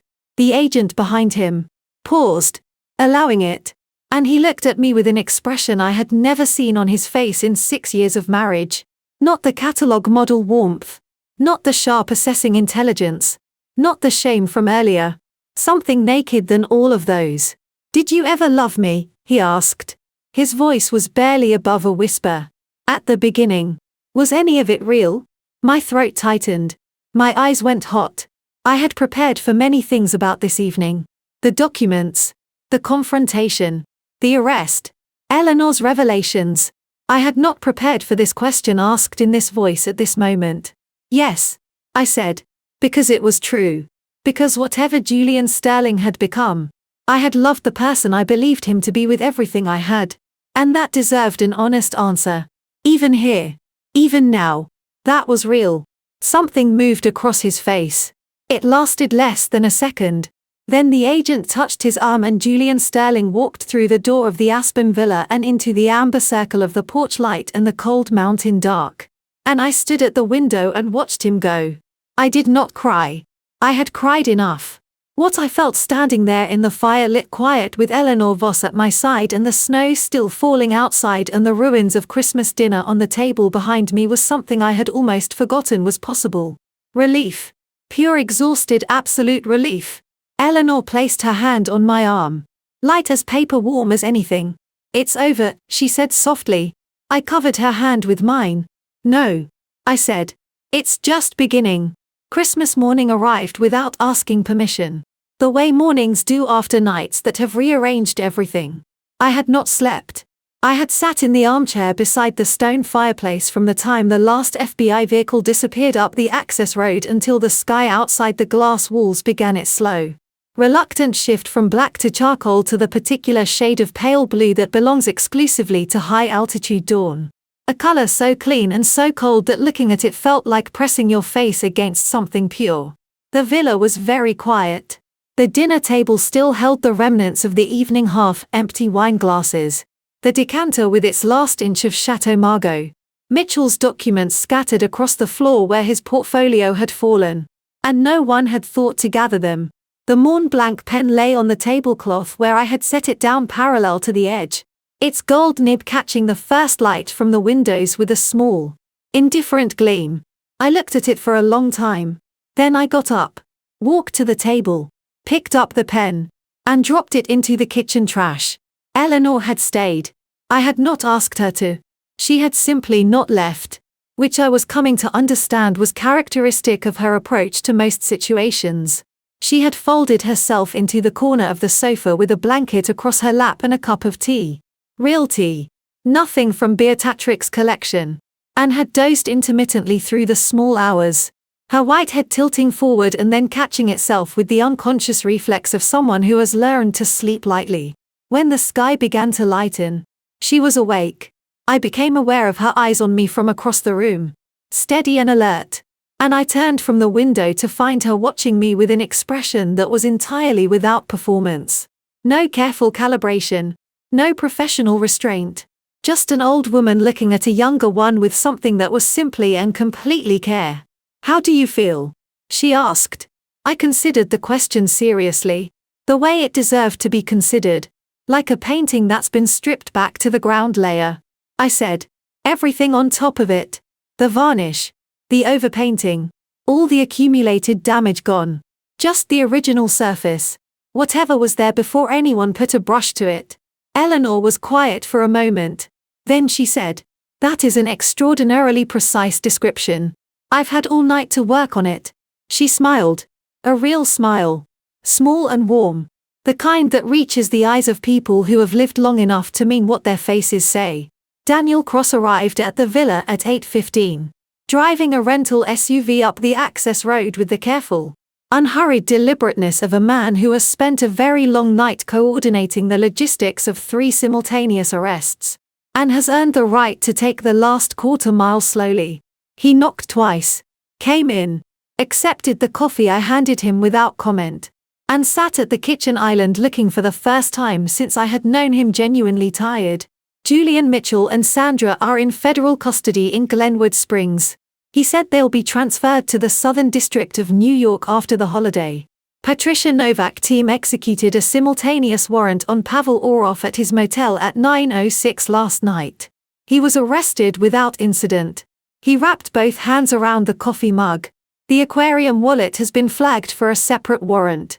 A forensic team will access the penthouse next week. Claire's trust fund. I said. How quickly can the stolen funds be traced and frozen? Patricia's Financial Crimes Unit has already filed for a restraining order on all accounts connected to Julian's shell companies. The $2.5 million from Claire's trust is categorized as priority recovery. He looked at me steadily. It won't be immediate. The legal process takes time, but the money is traceable and it is frozen. It's not going anywhere. I let out a breath I felt as though I had been holding since October. For more months of treatment. I said quietly, that's what was left in her account. I know. Daniel said, I've already spoken to a colleague at a non-profit legal fund that covers treatment costs for victims of financial crimes while recovery proceedings are underway. They've agreed to review Claire's case on an expedited basis. He paused. She won't lose her place at the clinic. My throat closed entirely. I pressed both hands flat on the kitchen counter and dropped my head forward for a moment, breathing through the tightness. And when I looked up, my eyes were full, but I was smiling unsteadily, imperfectly but genuinely and without performance for the first time in what felt like years. Thank you, I said. Daniel. Thank you. He shook his head slightly the way people do when they are uncomfortable with gratitude. They feel they have simply done their job to earn. Don't thank me yet, he said. You have a very long legal process ahead of you. I know. I said. I'm not afraid of long processes. I restore paintings for a living. After Daniel left, Eleanor and I sat together on the deck in the cold mountain morning, wrapped in blankets from the villa's linen closet, holding mugs of coffee that steamed in the sharp air.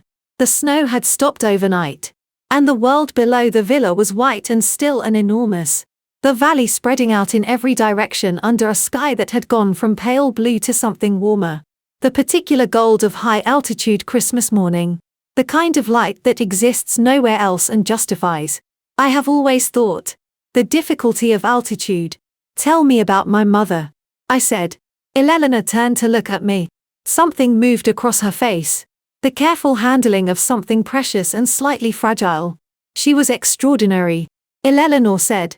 The kind of brilliant that makes other brilliant people feel more capable, not less. She had a gift for seeing the structure of things, the underlying architecture, and for explaining it in language that made it feel inevitable. Like, of course, it worked that way. Of course. She paused. She was also stubborn beyond all reason, which is why she would have found Julian's plan completely intolerable. You cannot deceive someone who has spent their life looking at underlying structures. I thought about that. About restoration work. About the way I approached every damaged painting by looking for what was beneath the surface damaged the original intention of the artist. The logic of the composition before time and accident intervened. My mother's gift running in my blood without my ever knowing it. She would have been proud of you, Eleanor said. Simply without elaboration. The way true things are said when they don't need dressing. My eyes filled completely this time. I did not try to stop it. I let the tears come freely there on the deck in the Christmas morning light. And I cried for my mother, whom I had lost too young, and for the years of her friendship with Eleanor that I had never known about, and for the strange circular grace of the fact that her oldest friend had been the one to find me. Eleanor did not offer comfort beyond her presence. She sat beside me in the cold and let me cry. And that was, I discovered, exactly enough. When I was finished, she refilled my coffee without being asked. "What happens now?" I asked. Eleanor looked out at the valley, at the white enormous world below us, at the gold light moving slowly across the snow. "Now," she said, "you go home and rebuild what is yours." January arrived in Manhattan the way it always does. Without sentiment. Without ceremony. With the particular brisk efficiency of a month that has no interest in the wreckage left by the one before it. The city had already moved past Christmas. The trees stripped from the sidewalks. The decorations taken down. The brief collective softness of the holiday season packed away for another year. By January 3rd, Midtown looked exactly as it always did. Purposeful. Indifferent.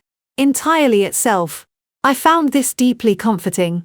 The first thing I did when I returned to the penthouse was call a locksmith. Then a cybersecurity firm. Not Petra's network. A different one, independent. Recommended by Patricia Novak office. Who spent 2 full days sweeping every device. Every system.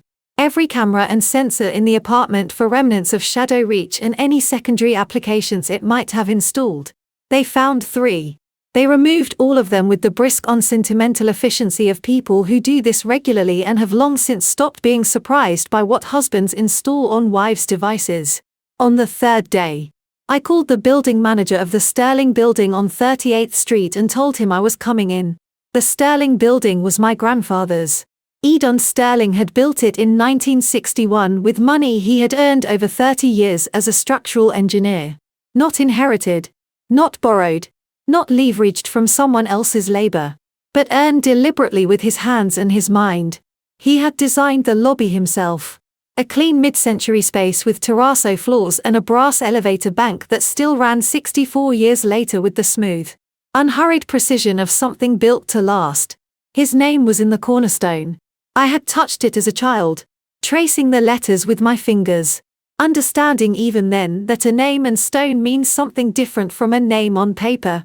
Julian had forged my signature on a mortgage against that building. Had used my grandfather's name. The weight of it. The history of it as collateral for his Macau debts. I stood in the lobby on the morning of January 7th. And pressed my palm flat against the terrazzo wall and breathed. Mrs. Sterling. The building manager. A careful man named Robert O.A., who had worked the property for 19 years. Appeared from his office with a folder. And the expression of someone who has been waiting for this conversation with a mixture of relief and apprehension. "I'm glad you're here. There are some things I need to show you." "I know," I said. "Show me everything."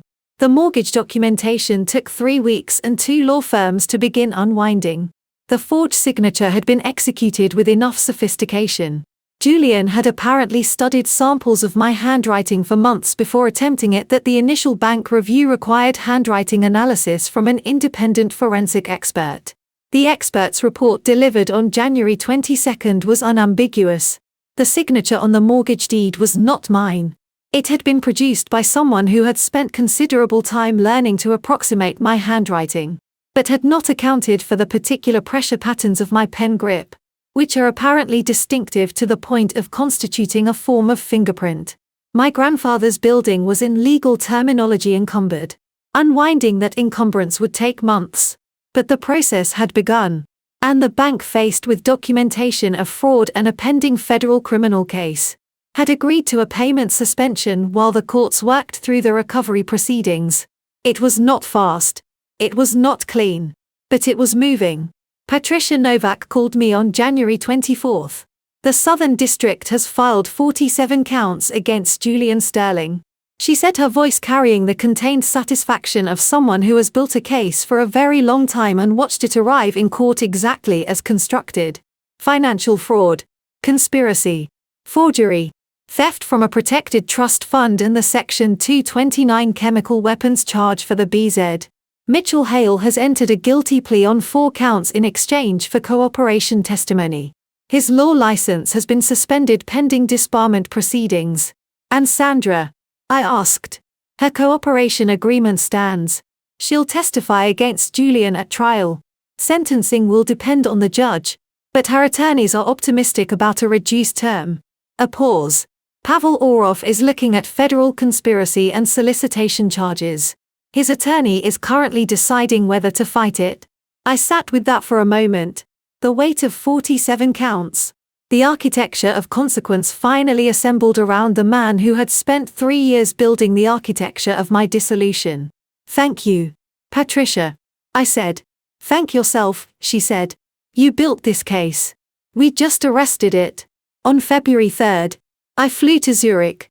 The clinic where Claire lived was in Kusnacht on the eastern shore of Lake Zurich. A low, quiet building set among bare winter trees with large windows that looked out over the water.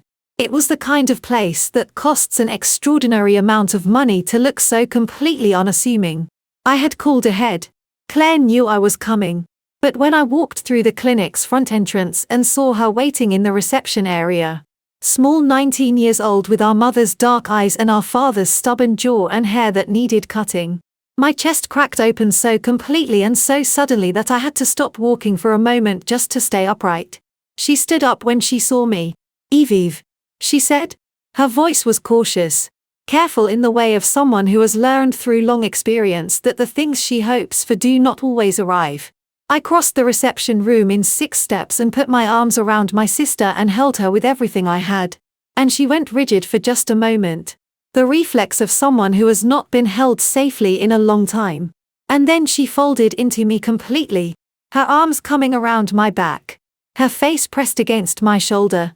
And she cried the way children cry, the way people cry, when they have been waiting for permission, and have finally at last received it.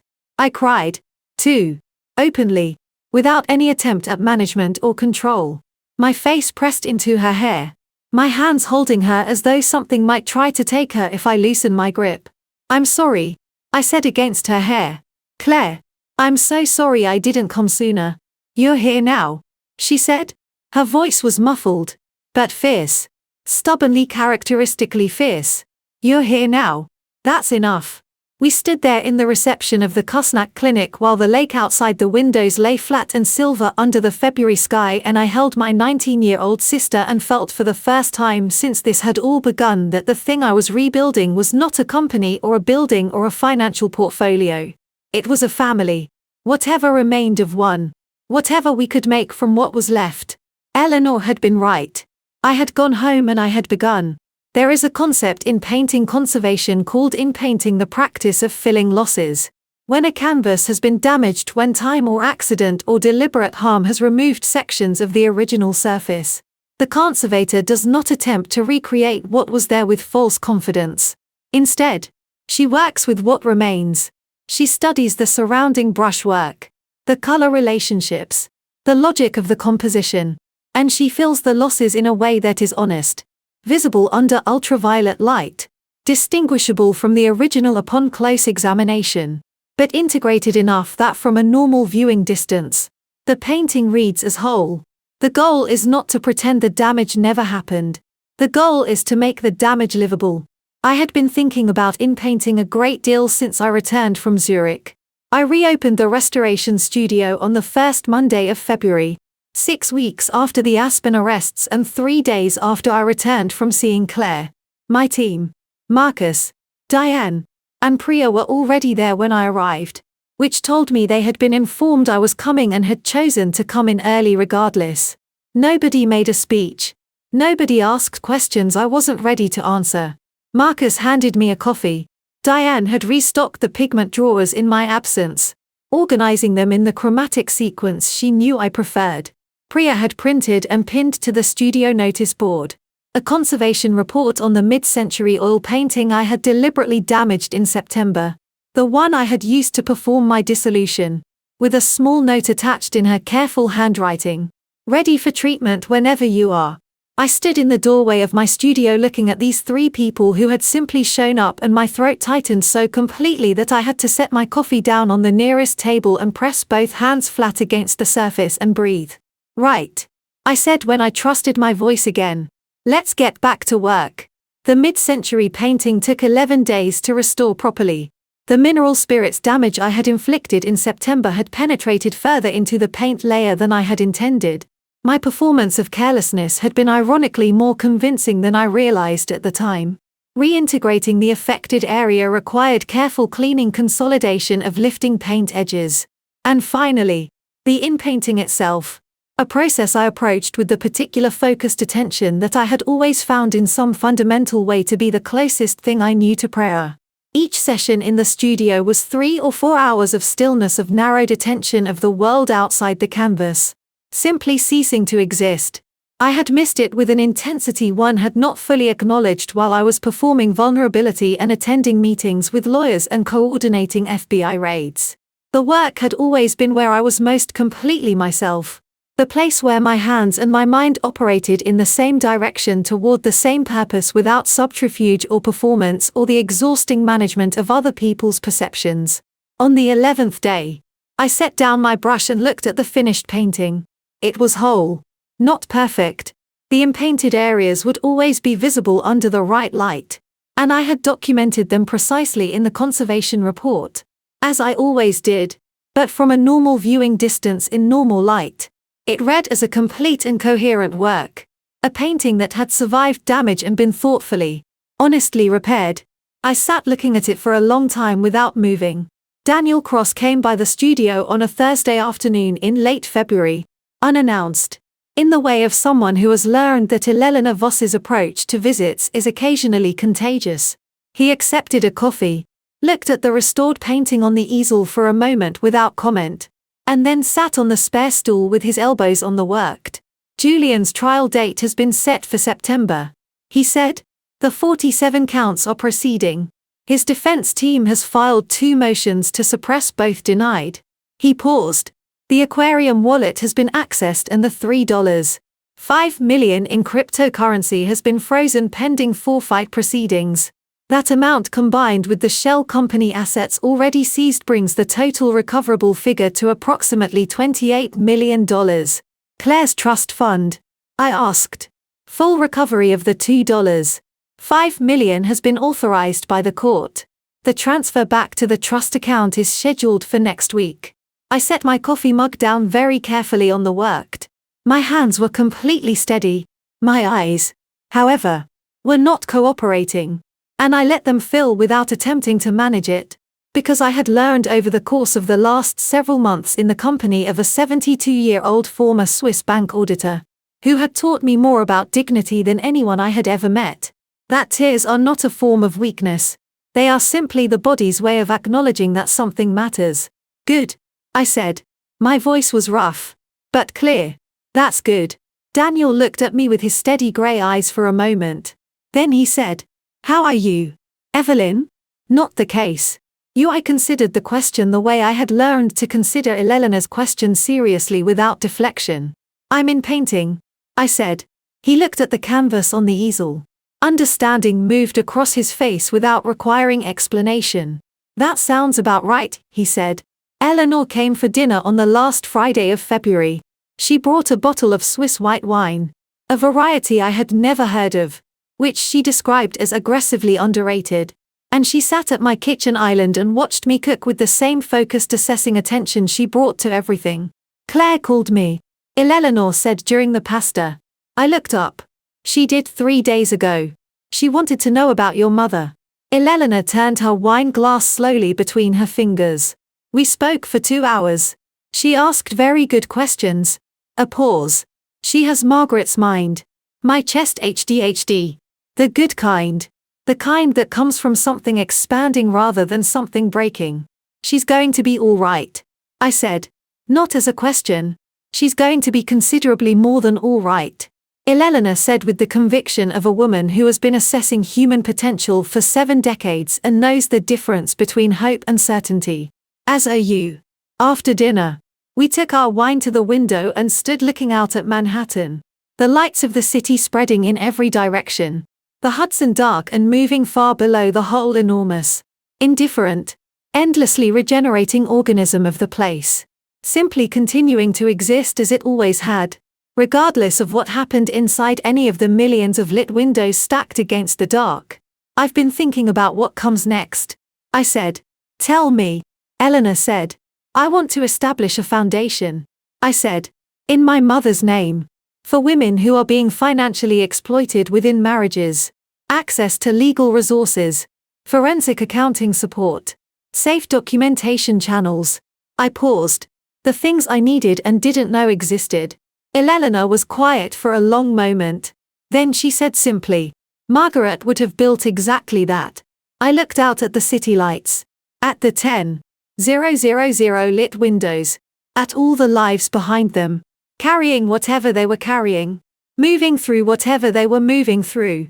Then let's make sure it exists, I said, standing on the deck in the golden light of Christmas morning. I looked out at the vast silent valley. I am proud that I fought back. But my ultimate victory came with a heavy cost. Experiencing such a calculated family betrayal from the man I shared my bed with for 6 years completely shattered my reality. If there is one thing I could tell you, it is this. Do not be naive like I was. Do not ignore those silent red flags and never allow love to blind your instincts. This was not just about getting even. It was about survival and justice. I genuinely believe God gave me my restoration training for a reason. And that reason was to look past the beautiful surface and dismantle the canvas of a ruthless family betrayal before it consumed my sister's future. In my opinion, execution is everything. When dealing with deep family betrayal, you must stay calm, document every detail systematically, and strike only when you have unshakable proof. Turning a blind eye only invites devastation. This wasn't a choice. It was a necessary act of family revenge to protect what was left. I had to orchestrate this cold family revenge because waiting for them to change would have destroyed us.